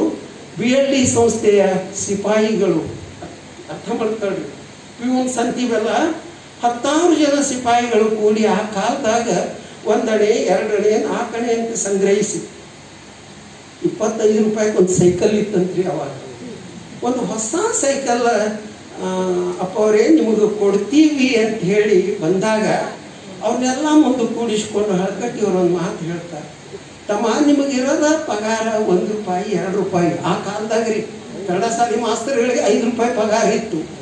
ಯಾಕಂದ್ರೆ ನಮ್ಮ ಅಜ್ಜ ಶಿಕ್ಷಕರಿದ್ರು, ಶರಣಪ್ಪ ಮಾಸ್ತರು, ಹಳಕಟ್ಟಿಯವರು ಸಮಕಾಲೀನರ. ಅವರೇ ಹೇಳ್ತಿದ್ರು, ತಮ್ಮ ನಮಗೆ 5 ರೂಪಾಯಿ ಅಂದ್ರೆ ಅದು ಭಾಳ ದೊಡ್ಡ ಭಾಗ್ಯಪ್ಪ ಅಂತಿದ್ರು. ಇವತ್ತು ನಾವೆಲ್ಲ 1 ಲಕ್ಷ 2 ಲಕ್ಷ ಪಗಾರ ತಗೊಂಡ್ರೆ ರಿಟೈರ್ಡ್ ಆದ ಪ್ರಾಧ್ಯಾಪಕರು ನಾವು. ನಮಗೆ ಹಣ ಮುಖ್ಯ ಐತೆ ಹೊರತು ಸೇವೆ ಮುಖ್ಯ ಆಗಲಿಲ್ಲ ಇವತ್ತಿನ ಪೀಳಿಗೆಗೆ. ಹಳಕಟ್ಟಿಯವರು ಸೇವೆಗಾಗಿ ನಮ್ಮ ಬದುಕನ್ನು ಮೀಸಲಿಟ್ಟಿದ್ರು. ಆ ಸಿಪಾಯಿಗಳಿಗೆ ಹೇಳ್ತಾರೆ, ದಯವಿಟ್ಟು ಬೇಡ್ರಪ್ಪ, ನೀವು ಮಕ್ಕಳು ಮದಿ ಇರೋರು, ಸಣ್ಣ ಪಗಾರದವರು, ನೀವೆಲ್ಲ ದೇಣಿಗೆ ಕೂಡಿಸಿ ನನಗೆ ಹೊಸ ಸೈಕಲ್ ಯಾಕೆ ಕೊಡಿಸ್ತೀರಿ, ಬೇಡ ಅಂತ. ಇಲ್ರಿ ನಾವು ಕೊಡಿಸೋದು ನಿರ್ಧಾರ ಮಾಡೀವ್ರಿ ಅಜ್ಜ, ಕೊಡಿಸ್ತೀವಿ ಅಂತಾರೆ. ಅವಾಗ ಹಳಕಟ್ಟಿಯವ್ರಿಗೆ ಹೇಳಿದ ಒಂದು ಮಾತು, ತಮ್ಮ ಇಷ್ಟು ವರ್ಷ ಈ ಸೈಕಲ್ ನನಗೆ ಆಧಾರ ಆಗ್ಯದ, ತಾಯಿ ಹಂಗ ನನಗೆ ಜೋಪಾನ ಮಾಡ್ಯದ, ಅವ್ವ ಮುದಿಕೆ ಆದ್ಲಂತ ಅವನ್ನ ಮಾರಾಟ ಮಾಡಿ ಹೊಸ ಅವನ್ನ ತರಕಾಕೈತೇನ್ರಪ್ಪ ಅಂತ. ಎಂತಹ ಮಾತು. ಅವು ಮುದಿಕೆ ಆದ್ಲಂತ ಅದನ್ನ ಗುಜರಿ ಅಂಗಡಿಗೆ ಹಾಕಿ, ಮೋಡ್ಕ ಅಂಗಡಿಗೆ ಹಾಕಿ, ಮತ್ತು ಹೊಸ ಸೈಕಲ್ ತಗೊಳ್ಳೋದಂದ್ರೆ ಹೊಸ ಅವು ತಂದಂಗ್ರಪ್ಪ ಅಂತ. ಅಂದ್ರೆ ಈ ರೀತಿಯ ಕಷ್ಟಕರ ಬದುಕಿನಲ್ಲಿ ಬೆಳೆದವು. DC ಪಾವಟೆಯವರು ವಿದೇಶದಿಂದ ರ್ಯಾಂಗ್ಲರ್ ಪದವಿಯೊಂದಿಗೆ ಭಾರತಕ್ಕೆ ಬಂದಾಗ, ಅವಾಗಲೂ ಮುಂಬೈ ಪ್ರಾಂತನೇ ಇತ್ತು. ಬಹುದೊಡ್ಡ ಶಿಕ್ಷಣ ಕ್ಷೇತ್ರದ ಅಧಿಕಾರಿಯಾಗಿದ್ದವರು. ನಂತರ ನಮ್ಮ ವಿಶ್ವವಿದ್ಯಾಲಯದ ಕುಲಪತಿಗಳಾಗಿ, ವೈಸ್ ಚಾನ್ಸಲರ್ ಆಗಿ ಬಂದವರು ಪಾವಟೆಯವರು. ಅವ್ರನ್ನೆಲ್ಲ ನಾವು ನೋಡಿದ್ದೀವಿ, ಬಹುತೇಕ ಎಲ್ಲರೂ ಹಿರಿಯರು ನೋಡಿದ್ದೀವಿ. ಪಾವಟೆಯವರು ರ್ಯಾಂಗ್ಲರ್ ಹುದ್ದೆಯೊಂದಿಗೆ ಬಂದಾಗ ಮೊಟ್ಟ ಮೊದಲು ಅವರ ಪ್ರತಿಭೆಯನ್ನು ಗುರುತಿಸಿ ಬಿಜಾಪುರದೊಳಗೆ ಶೆಫರ್ಡ್ ಹಾಲಿನಲ್ಲಿ ಸತ್ಕಾರ ಮಾಡಿದವರು ಹಳಕಟ್ಟಿ ಶರಣರು. ಪ್ರತಿಭೆಯನ್ನು ಗೌರವಿಸಬೇಕು ನೋಡ್ರಿ. ಅದರ ಪರಿಣಾಮ ಅಂದರೆ ಯಾರು ಹಳಕಟ್ಟಿ ಶರಣರ ಕೈಯಲ್ಲಿ ಗೌರವ ಪಡೆದಿದ್ರು ಅವರೇ ಕರ್ನಾಟಕ ವಿಶ್ವವಿದ್ಯಾಲಯದ ಕುಲಪತಿಗಳಾಗಿದ್ದಾಗ ಮತ್ತೆ ಅವರನ್ನು ಗೌರವಿಸಿ ಡಾಕ್ಟರೇಟ್ ಕೊಡುವಂತಹ ಒಂದು ಅವಕಾಶ ಟೌಟೆ ಸರ್ ಅಂದ್ರೆ ಇದು ಪ್ರಸಂಗಗಳು ನಾವು ನೆನಪಿಸ್ಕೋಬೇಕು. ನಮ್ಮ ಸಂಗಮೇಶ್ ಅವರು ಒಂದು ಮಾತು ಪ್ರಾರಂಭದಾಗ ಉದ್ಘಾಟನೆ ಮಾಡಿ ಹೇಳಿದ್ರಲ್ಲ, ಶಾಲಿನ ಪ್ರಸಂಗ. ಅವರ ಬಟ್ಟೆ ಎಲ್ಲ ಹರಿದು ಹೋಗಿರ್ತಿದ್ದು, ಹೊಸ ಬಟ್ಟೆ ತಗೊಳ್ಳಕ್ಕೆ ಸಾಧ್ಯ ಆಗ್ತಿರ್ಲಿಲ್ಲ. ಯಾಕಂದ್ರೆ 6-7 ಜನ ಮಕ್ಕಳಿಗೆ ಅನ್ನ ನೀಡಬೇಕು ಮನೆಯಲ್ಲಿ, ಭಾರಿ ಬಡತನ. ಅಂಥದ್ರ ಮಧ್ಯದಲ್ಲಿ ಶಿವಾನುಭವ ನಡೆಸಿದ್ರು, ವಚನಗಳಿಗೆ ಕೆಲಸ ಮಾಡ್ಕೋತ ಬಂದರು. ಅಂತ ಕಾಲದೊಳಗೆ ಹರಿದ ಅಂಗಿನೇ ಟ್ಯಾಪಿ ಹಚ್ಚಿ ಹೊಲ್ದು ಮ್ಯಾಲೊಂದು ಕೋಟ್ ಹಾಕೊಂಡು ಡಾಕ್ಟರೇಟ್ ಪದವಿ ಸ್ವೀಕರಿಸೋಕೆ ಬಂದಿದ್ದು. ಎಲ್ಲರೂ ಅಂಗಿ ತೆಗೆದು ಊಟಕ್ಕೆ ಕೋಟ್ ತೆಗೆದು ಊಟಕ್ಕೆ ಕೂತ್ಕೊಂಡ್ರೆ ಕೋಟ್ ಹಾಕೊಂಡು ಕುಂತಾಗ ಅವಾಗಿನ ಪ್ರಸಂಗ ನೆನಪಿಸಿದ್ರು. ಅವಾಗ ಒಂದು ಮಾತು ಹೇಳ್ತಾರೆ, ಅದು ಬಹುಶಃ ಅದು ಹೇಳೋದು ಮಾತ್ರ ನಮ್ಮ ಸಂಗಮೇಶ್ ಅವರು. ಹಳಕಟ್ಟಿ ಶರಣರು ಒಂದು ಮಾತು ಹೇಳ್ತಾರೆ, ಸಾಹೇಬ್ರ ನೀವೆಲ್ಲ ಸತ್ಕಾರ ಮಾಡಿ, ನಾಡಿನ ಎಲ್ಲ ಸಂಘ ಸಂಸ್ಥೆಗಳು ಸತ್ಕಾರ ಮಾಡಿ ಬರ ಶಾಲಾ ಹೊದಿಸ್ತೀರಪ್ಪ ಅಂತ. ಬಹುಶಃ ಧ್ವನಿ ಅರ್ಥ ಹಾಕಿರ್ಬೇಕು ನಿಮಗೆ. ನೀವೆಲ್ಲರೂ ಬರೀ ಶಾಲಾ ಹೊದಿಸ್ತೀರಪ್ಪ, ಮತ್ತು ಆ ಶಾಲೆನ ಅಂಗಿ ಹೊಲಿಸ್ಕೊಳಕ್ ಬರ್ತದೇನ್ರಿ? ಯೋಚನೆ ಮಾಡಬೇಕು. ಎಂತಹ ಒಂದು ಪರಿಸ್ಥಿತಿಯಲ್ಲಿ ಹಳಕಟ್ಟಿ ಶರಣರು ಇದ್ರು ಅನ್ನೋದು ಗೊತ್ತಾಗ್ತದೆ. ವಚನ ಪಿತಾಮಹ ಅಂತ ಇವತ್ತೊಂದು ಗೌರವದ ಬಿರುದು ಐತಲ್ಲ, ಇದನ್ನು ಕೊಟ್ಟದ್ದು ನಮ್ಮ ಧಾರವಾಡ ಹುಬ್ಬಳ್ಳಿಯವರೇ. ಬಹಳ ಮಂದಿ ಗೊತ್ತಿಲ್ಲ ಇದು. ಹಳಕಟ್ಟಿಯವರನ್ನ ಧಾರವಾಡ ನವಕಲ್ಯಾಣ ಮಠ, ಹುಬ್ಬಳ್ಳಿಯ ಗುರುಬಸವ ಮಂಟಪ, ಈ 2 ಸಂಸ್ಥೆಗಳು 1935ರಲ್ಲಿ 1937ರಲ್ಲಿ ಪ್ರಾರಂಭ ಆಗಿತ್ತು. ಯಾಕಂದ್ರೆ ಈ 2 ಸಂಸ್ಥೆಗಳ ಶತಮಾನೋತ್ಸವದ ಸಂಪುಟ ಬರೆದು ಸಿದ್ಧಪಡಿಸಿದವನು ನಾನು ಆ ಕಾಲದಲ್ಲಿ. ಅದಕ್ಕೆ ನನಗೆ ಇತಿಹಾಸ ಗೊತ್ತಿಲ್ಲ. ನವಕಲ್ಯಾಣ ಮಠದ ಗುರುಸಿದ್ದೇಶ್ವರ ಶತಮಾನೋತ್ಸವ, ಹುಬ್ಬಳ್ಳಿ ಗುರುಬಸವ ಮಂಟಪದ ಸುವರ್ಣ ಮಹೋತ್ಸವ ಕಾಲಕ್ಕೆ ಎಲ್ಲ ದಾಖಲೆಗಳು ಗೊತ್ತಾಯ್ತು ನಮಗೆ. ಹಳಕಟ್ಟಿಯವ್ರನ್ನ ಕರೆಸಿ ನವಕಲ್ಯಾಣ ಮಠದ ಕುಮಾರಸ್ವಾಮಿಗಳು ಬಹಳ ದೊಡ್ಡವರು ಆ ಕಾಲದಲ್ಲಿ, ನಂತರ ತಪೋವನದ ತಪಸ್ವಿಗಳು ಅನಿಸಿಕೊಂಡ್ರು. ಸೊ ಅವರ ಸಾನ್ನಿಧ್ಯದೊಳಗೆ ಈ 2 ಸಂಸ್ಥೆಗಳ ಶರಣ ಬಳಗ, ಕೊಪ್ಪಳ ಮಾಸ್ತರ್ ಆಯಿತು, ಹರ್ತಿ ಸಾಹೇಬ್ರಾಯಿತು, ಮಮ್ಮಿಗಟ್ಟಿ ಕರಿವೀರಪ್ಪನವರಾಯಿತು, ಆಮೇಲೆ ಅಲ್ಲಿ ಹುಬ್ಬಳ್ಳಿಯಲ್ಲಿ 3000 ಸಾದರಳ್ಳಿಯವರು, ಅವರೆಲ್ಲರದ್ದು ಹೆಸರು ನನಗೆ ನೆನಪಿದೆ. ಅವರೆಲ್ಲರೂ ಕೂಡಿ ಇಷ್ಟು ವಚನ ಸಾಹಿತ್ಯಕ್ಕಾಗಿ ಬದುಕತೆ ಇದ್ದೀರಪ್ಪ, ನೀವು ವಚನಗಳನ್ನು ಸಂಗ್ರಹ ಮಾಡಿದ ಪ್ರಕಟಿಸಿದ ಪಿತಾಮಹರು ನೀವು ಅಂಥೇಳಿ ಅವರು ವಚನ ಪಿತಾಮಹ ಅಂತ ಗೌರವ ಕೊಟ್ಟದ್ದು ಹುಬ್ಬಳ್ಳಿ ಧಾರವಾಡದ ಶರಣ ಬಳಗ. ಅದೇ ಇವತ್ತು ವ್ಯಾಪಕವಾಗಿ ಐತಿ. ನಾನು ಹಳಕಟ್ಟಿಯವರ ಪುಸ್ತಕ ಬರೆಯುವಾಗ ಅನ್ನಿಸ್ತು, ವಚನ ಪಿತಾಮಹ ಅಂದ್ರೆ 12ನೇ ಶತಮಾನದ ಶರಣರು. ಆದರೆ ಹಳಕಟ್ಟಿಯವರು ಅವನು ಸಂಗ್ರಹ ಮಾಡಿದಾರಲ್ಲ, ಅದಕ್ಕೆ ನಾನು ವಚನ ಸಂಶೋಧನಾ ಪಿತಾಮಹ ಅಂತ ನನ್ನ ಪುಸ್ತಕದ ಶೀರ್ಷಿಕೆ ಇಟ್ಟು 45 ವರ್ಷದ ಹಿಂದೆ ಪುಸ್ತಕ ಬರೆದೆ. ಇದ್ರ ಉದ್ದೇಶ ಇಷ್ಟೇ, ಅವ್ರು ಕೊಟ್ಟದ್ದು ತಪ್ಪಲ್ಲ, ನಾವು ವಿಚಾರ ಮಾಡಿದ್ದು ತಪ್ಪಲ್ಲ. ಯಾಕಂದ್ರೆ ವಚನಗಳ ಸಂಶೋಧನೆಗೆ ತಮ್ಮ ಬದುಕನ್ನು ತೆಗೆದವರು ಕಲಬುರ್ಗಿ ಸರ್ ಅಂತೆ, ಆರ್ಸಿ ಹಿರೇಮಠರಂತೆ, ನಮ್ಮ ರಾಜೂರು ಸರ್ ಅವರಂತೆ ವಚನ ಸಂಶೋಧನೆಗಾಗಿ ತಮ್ಮನ್ನು ಅರ್ಪಿಸಿಕೊಂಡಂತಹ ಒಬ್ಬ ಹಿರಿಯ ಜೀವಿ ಹಳಕಟ್ಟಿ ಶರಣರು. ಅವರ ಜನ್ಮ ದಿನ ಇವತ್ತು. 1880ರಲ್ಲಿ ಹುಟ್ಟಿದ ಹಳಕಟ್ಟಿ ಶರಣರು ಇವತ್ತು 2025ರಲ್ಲಿ ಅವರ ಜನ್ಮದಿನವನ್ನು ಇವತ್ತು ನಮ್ಮ ಸರ್ಕಾರಕ್ಕೂ ನಾವು ಧನ್ಯವಾದ ಹೇಳಬೇಕು. ಏಕೆಂದರೆ ಹಳಕಟ್ಟಿಯವರ ಜನ್ಮದಿನವನ್ನು ವಚನ ಸಾಹಿತ್ಯ ಸಂರಕ್ಷಣಾ ದಿನವಾಗಿ ಆಚರಣೆ ಮಾಡುವ ನಿರ್ಧಾರ ಕೈಗೊಂಡು ಇದನ್ನು ನಾಡಿನಾದ್ಯಂತ ಈ ಮೂಲಕ ಆದರೂ ಹಳಕಟ್ಟಿಯವರ ಸಾಧನೆ ಜನಮನಕ್ಕೆ ಮುಟ್ಟಬೇಕು ಅನ್ನೋದಕ್ಕೆ ಈ ಕೆಲಸ. ಅದರ ಜೊತೆಗೆ ಇನ್ನೊಂದು ಮಾಡ್ಯಾರ, ಇಳಕಲ ಮಹಂತಪ್ಪಗಳವರ ಜನ್ಮದಿನ ಆಗಸ್ಟ್ 1, ಅದನ್ನು ವ್ಯಸನ ಮುಕ್ತ ದಿನಾಚರಣೆ ಅಂತ ನಾಡಿನ ಎಲ್ಲ ಶಾಲೆ ಕಾಲೇಜು ವಿಶ್ವವಿದ್ಯಾಲಯಗಳಲ್ಲಿ ಆಚರಿಸಬೇಕು ಅಂತ ಸರ್ಕಾರ ಅದನ್ನು ಚಿವ ಮಾಡ್ಯಾರ. ಇವು 2 ಜುಲೈ 2ನೇ ತಾರೀಕು, ಮುಂದಿನ ತಿಂಗಳು ಆಗಸ್ಟ್ 1 ಮಹಂತ ಜೋಳಿಗೆಯ ಸಂಚಾರ. ಮಹಂತ ಸ್ವಾಮಿಗಳು ಅವರು 88 ವರ್ಷ ಈ ನಾಡಿನಲ್ಲಿ ಇಡೀ ಜಗತ್ತಿನೊಳಗೆ ಜೋಳಿಗೆ ಹಿಡ್ಕೊಂಡು ಸಂಚಾರ ಮಾಡಿದ್ರು. ಅವರು ಜೋಳಿಗೆ ಕೇಳಿದ್ದು ಹುಡುಗರು ವಿದ್ಯಾರ್ಥಿಗಳು ಮೊದಲು ಮಾಡ್ಕೊಂಡು ದುರ್ವ್ಯಸನ ದುಶ್ಚಟಗಳನ್ನು ನಾನು ಜೋಳಿಗೆ ನೀಡ್ರಪ್ಪ, ನಿಮ್ಮ ದುಡ್ಡು ನನಗೆ ಬೇಡ ಅಂತ ಹೇಳಿದ ಏಕೈಕ ಸ್ವಾಮಿಗಳು ಇಳಕಲ್ಲ ಮಹಂತ ಸ್ವಾಮಿ. ಸೊ ಅವರ ಜನ್ಮದಿನ ವ್ಯಸನ ಮುಕ್ತ ದಿನಾಚರಣೆ. ಇವೆರಡು ಈ ನಾಡು ಮರೆಯಬಾರದ ಇಬ್ಬರು ಮಹನೀಯರ ಅನುಭಾವಿಗಳ ಈ ಒಂದು ಕಾರ್ಯದಲ್ಲಿ ನಾವು ನೀವೆಲ್ಲ ಪಾಲ್ಗೊಂಡಿದ್ದೇವೆ. ಇನ್ನು ಹೇಳ್ತಾ ಹೋದ್ರೆ ಸಮಯ ಬಹಳ ಆಗ್ತದೆ. ಆದರೆ ಇನ್ನೂ ಹಿರಿಯರು ಅಧ್ಯಕ್ಷೀಯ ಸಮಾರೋಪ ಮಾಡೋರಿದ್ದಾರೆ. ಹಳಕಟ್ಟಿ ಶರಣರಿಗೆ ನಾವು ಗೌರವ ಸಲ್ಲಿಸೋದು, ಅವ್ರನ್ನ ನೆನೆಯೋದು ಅಂದ್ರೆ ಅವರು ಪರಿಶ್ರಮ ಪಟ್ಟು ಇಷ್ಟೆಲ್ಲ ಕಾರ್ಯ ಮಾಡಿದಾರಲ್ಲ, ಒಂದರೆ ವಚನ ಓದಬೇಕು. ನಾನು ಹೇಳೋದು ಕೇಳ್ಕೊಳ್ರಿ, ಒಂದು ವಚನ, ಯಾವ ವಚನವೂ ಕೂಡ ಜಾತಿವಾಚಕವಾಗಿ ಇಲ್ಲ. ಅವೆಲ್ಲ ತತ್ವ ಜ್ಞಾನವನ್ನ ಬೆಳಕು ಕೊಡುವ ವಚನಗಳು. ಒಂದು ವಚನ ಓದಿದ್ರೆ ಸಾಕು, ನಮ್ಮ ತನು ಮನ ಭಾವಗಳೆಲ್ಲ ಪರಿಶುದ್ಧವಾಗ್ತವೆ. ಅಂತಹ ಬಸವಾದಿ ಶರಣರ ವಚನಗಳನ್ನು 800 ವರ್ಷಗಳ ನಂತರ ನಮ್ಮೆಲ್ಲರಿಗೂ ಪರಿಶ್ರಮ ಪಟ್ಟು ಕರುಣಿಸಿದವರು ಹಳಕಟ್ಟಿ ಶರಣರು.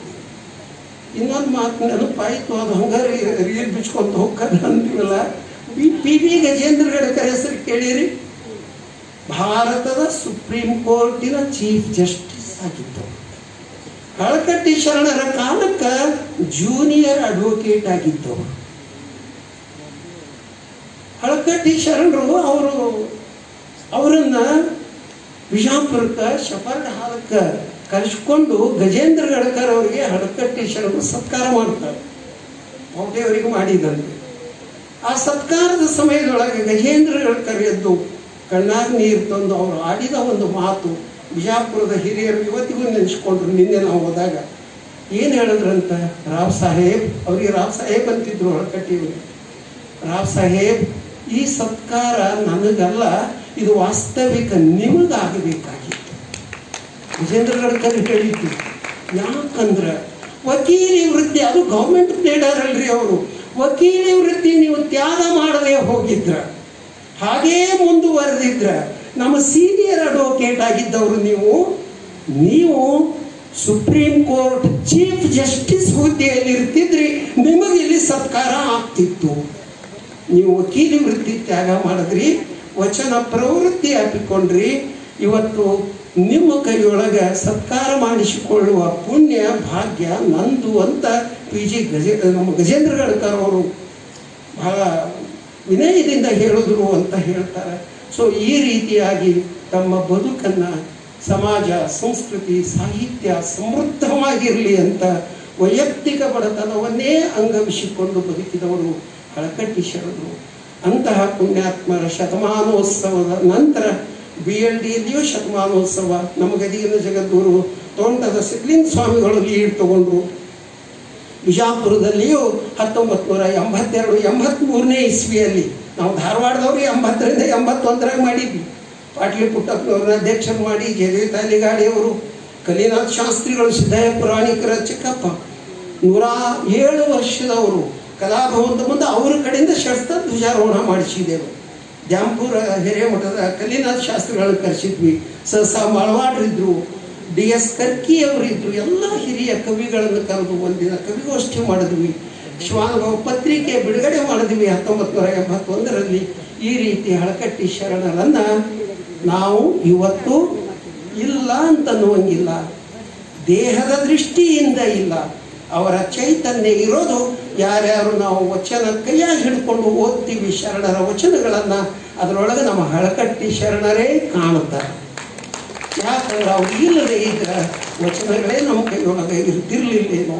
ಅಂತಹ ವಚನಗಳ ಒಂದು ಕಾರ್ಯ ಅಲ್ಲಿರುವ ದೋಷಗಳನ್ನು ಸ್ವಚ್ಛಗೊಳಿಸಿ, ಪ್ರಕ್ಷುಬ್ಧವನ್ನೆಲ್ಲ ಸರಿಪಡಿಸಿ, ಶುದ್ಧವಾಗಿ ವಚನ ಸಂಪುಟಗಳನ್ನು ಇವತ್ತು ನಮ್ಮ ಕೈಗೆ ತಲುಪಿಸುವಲ್ಲಿ ಅದ್ಭುತ ಕೆಲಸ ಮಾಡ್ತಾ ಇರುವ ನಮ್ಮ ಹಿರಿಯರಾದ ಸಂಶೋಧಕರಾದ ಡಾಕ್ಟರ್ ವೀರಣ್ಣ ರಾಜೂರ್ ಹಾಗೂ ಅವರ ಬಳಗದವರಿಗೆ ಹಳಕಟ್ಟಿ ಶರಣರ ಈ ಜಯಂತಿಯ ಸಂದರ್ಭದಲ್ಲಿ ನಾನು ಮತ್ತೊಮ್ಮೆ ಅವರಿಗೆ ಗೌರವದ ಶರಣುಗಳನ್ನು ಸಮರ್ಪಿಸುತ್ತಾ ಈ ಕಾರ್ಯಕ್ರಮಕ್ಕೆ ನನಗೆ ಇಲ್ಲಿ ಬರುವಂತೆ ಮಾಡಿ ಕೆಲವು ವಿಚಾರಗಳನ್ನು ಹಂಚಿಕೊಳ್ಳಕ್ಕೆ ಆಸ್ಪದ ಕೊಟ್ಟ ನಮ್ಮ ಕುಮಾರ್ ಬಿಕ್ಕೇರಿಯವರಿಗೂ ಮತ್ತು ಎಲ್ಲ ಸಂಸ್ಥೆಯ ಶರಣ ಬಳಗದವರಿಗೂ ಶರಣು ಶರಣಾರ್ಥಿ.